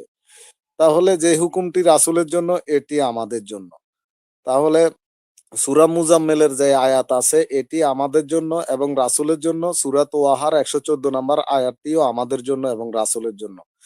রাসুল যেহেতু কোরআন পাঠে তার জন্য তাড়াহুড়া করা, হ্যাঁ, দ্রুত বুঝার চেষ্টা করা, এটা রাসুলের ক্ষেত্রে যেহেতু নিষেধ ছিল, এটা আমাদের জন্য নিষেধ। ওহির জ্ঞান যতক্ষণ পর্যন্ত সম্পূর্ণ না হয় ততক্ষণ পর্যন্ত যেন কোরআন পাঠে আমরা তাড়াহুড়া না করি, এ বিষয়ে আল্লাহ আমাদেরকে সতর্ক করেছেন। তারপরে এই তারা যেটা বলছে যে একজন হাফেজ নিয়ে যাবে 70 জনকে অথবা 10 জনকে, এই বিষয়টা একদম পুরাই জালিয়াতি। এটার পক্ষে তারা কোনো কোরআনের দলিল দিতে পারে নাই। যেহেতু দলিল দিতে পারে নাই, এটা অগ্রহণযোগ্য। আর যদি যৌক্তিকভাবে আমরা নেই, তাহলে রসুল বলছে আমি জানি না আমার সাথে কি রূপ আচরণ করা হবে এবং তোমাদের সাথে কি রূপ আচরণ করা হবে। আমার কাছে আল্লাহর ওহী আসে, আমি কেবল তারে অনুসরণ করি। তাহলে আল্লাহর ওহী রসুল অনুসরণ করে, কার সাথে বিচার দিনে কি রূপ আচরণ করা হবে, কার কি ফয়সালা হবে, সেটা রসুল বলছে যে এটা আমি জানি না। আমি নিজেরটাও জানি না, তোমাদেরটাও জানি না। কিন্তু রসুল তো এটা বলে নাই যে তোমরা কোরআন মুখস্থ করে ফেলো তাহলে তুমিও বেহেশতে যাবা, আমি মুখস্থ করছি আমিও যাব এবং তোমরাও 70 জন করে নিয়ে যাইতে পারবা। এটা রসুল বলেন নাই। আর যদি একজন সন্তান যদি তার পিতা মাতাকে নিয়ে বেহেশতে যাইতে পারে, তাহলে আমরা কোরআন অনুযায়ী দেখতে পাচ্ছি ইব্রাহিম তার পিতাকে নিয়ে বেহেশতে যাওয়ার কথা, কিন্তু কোরআন তো এটা বলতেছে না। কোরআন বলতেছে ইব্রাহিম সে একজন মুসলিম আর তার পিতা ছিল অমুসলিম। তাহলে যে অমুসলিম, যে আল্লাহর প্রতি ঈমান আনে নাই, তার জন্য শেষ বিচারের দিন আল্লাহ কোনো ফাল্লাই দাঁড়া করাবেন না, তার ন্যাক বদ কোনো কিছুই পরিমাপ করা হবে না। তাহলে এখন আমি যদি আমার সন্তানকে কোরআন মুখস্থ করাই, তাহলে সে আমাকে সহ আমার পরিবারের লোকজনদেরকে বেহেশতে নিয়ে যাবে, কিন্তু একজন আল্লাহর নবী ইব্রাহিম, যিনি মুসলিমদের লিডার, তিনি নিতে পারবেন না। তাহলে এটা কি সাংঘর্ষিক হয়ে যায় না? নাকি আমাদেরকে আল্লাহ ক্ষমতা বাড়িয়ে দিয়েছেন আর আমাদের যিনি লিডার ইব্রাহিম তাকে ক্ষমতা কমিয়ে দিয়েছেন? এটা হচ্ছে দর্শকদের বোঝার জন্য আমি কথাটি বললাম। আর এখানে স্পষ্ট করে সূরা ফাতিরের 18 এগুলো আপনি বলছেন, আপনি ডিসপ্লেতেও দিয়েও দিয়েছেন যে কোন কোন সূরার আয়াত অনুযায়ী এই সমস্ত কথাগুলা ওই আয়াতগুলোর বিরুদ্ধে যায়। এগুলার পুনরাবৃত্তি করার কিছু নাই, কেউ অপরের বোঝা বহন করবে না। 35 নাম্বার সূরার 18 নাম্বার আয়াতে স্পষ্ট বলা আছে। আমি যদি পাপ করি আর আমার সন্তান, সে কি করবে? সে হাফেজ হয়ে আমাকে বেহেশতে নিয়ে যাবে, তাহলে কোরআনের এই আয়াতটি তুলে দিতে হবে। আর যদি কেউ কোরআনের এই আয়াতটি তুলে দিতে না পারে, তাহলে সে এই কথাটি বলা বন্ধ করতে হবে। আমি এইভাবে বুঝেছি কোরআনটাকে। যদি কেউ এভাবে বুঝতে চায় বুঝতে পারে, না বুঝতে চাইলে সেটা আমার কোনো আপত্তি নাই। আর এখানে আপনার এই সূরা বাকারার ৭৯ নাম্বার আয়াতে আল্লাহ বলছে যে ইতিপূর্বে যাদেরকে আল্লাহ এই তাওরাত বা এই অতএব তাদের জন্য আফসোস, যারা নিজ হাতে গ্রন্থ লেখে এবং বলে এটা আল্লাহর পক্ষ থেকে অবতীর্ণ হয়েছে, যারা এর বিনিময়ে সামান্য অর্থ গ্রহণ করতে পারে, অতএব তাদের প্রতি আক্ষেপ তাদের হাতে লেখার জন্য। তাহলে এখানে অনেকগুলা আক্ষেপ আল্লাহ কোরআনে দিয়ে গেছেন, যে যারা বহু কিতাবের বোঝা বহন করে কিন্তু আসলে এই কিতাবে কি লেখা আছে তারা এটা কখনোই বুঝতে চায় না, তাদের জন্য আক্ষেপ করছে আল্লাহ, তাদেরকে জাহান্নামে দিবে, এই জন্য তাদের জন্য আফসোস। তারপরে যারা নিজ হাতে কিতাব রচনা করে এবং বলে দেয় যে এটা আল্লাহর পক্ষ থেকে, এদের জন্য আল্লাহ আফসোস করেছেন। তাহলে আমরা কোরআন থেকে শিক্ষা নিব, কারণ আল্লাহ একজন, আর আল্লাহ আমাদের জন্য এই কিতাবটি পাঠিয়েছেন আল্লাহর সত্যিকারের যে হুদা, সঠিক পথ, সেটা পাওয়ার জন্য। আর সত্যিকারের হুদা পাওয়ার জন্য যে কিতাবটি আমাদেরকে দিয়েছেন, আমরা কেবল তারই অনুসরণ করব এবং এটার ভিতরে আল্লাহ আমাদেরকে কি বলছে, কি বুঝাইতে চাইছে, সেটা আমরা মন প্রাণ দিয়ে বুঝার চেষ্টা করব ধীরে ধীরে। এবং এটা আল্লাহ মুখস্থ করতে বলে নাই, আল্লাহ বলছে যে তোমরা এটাকে জেনে বুঝে পড়ো, এবং তোমরা যদি এটা না করো তাহলে তোমাদের অন্তর কি তালাবদ্ধ। তাহলে আমরা সে বিষয়ে সতর্ক থাকবো। সালামুন আলাইকুম স্যার। জি, সালামুন আলাইকুম। আমার মনে হয় আমরা শেষ করতে পারি নাকি? আপনাদের যদি আর কিছু বলার থাকে আপনারা বলতে পারেন। জি স্যার, আমার বলার এতটুকুই ছিল। যদি আকন্দ ভাইকে যুক্ত করছেন, উনি তো বলছে উনি আর বলবেন না। জি, আমার আর কিছু বলার নেই। ঠিক আছে, যারা আমাদের সাথে ছিলেন সবাইকে অনেক ধন্যবাদ। যারা কমেন্ট করেছেন, আমি সবার কমেন্টের রিপ্লাই যদিও দিতে পারিনি, ক্ষমা সুন্দর দৃষ্টিতে দেখবেন। আল্লাহ রাব্বুল আলামিন বাঁচিয়ে রাখলে ইনশাল্লাহ আবার দেখা হবে। জি, সালামুন আলাইকুম।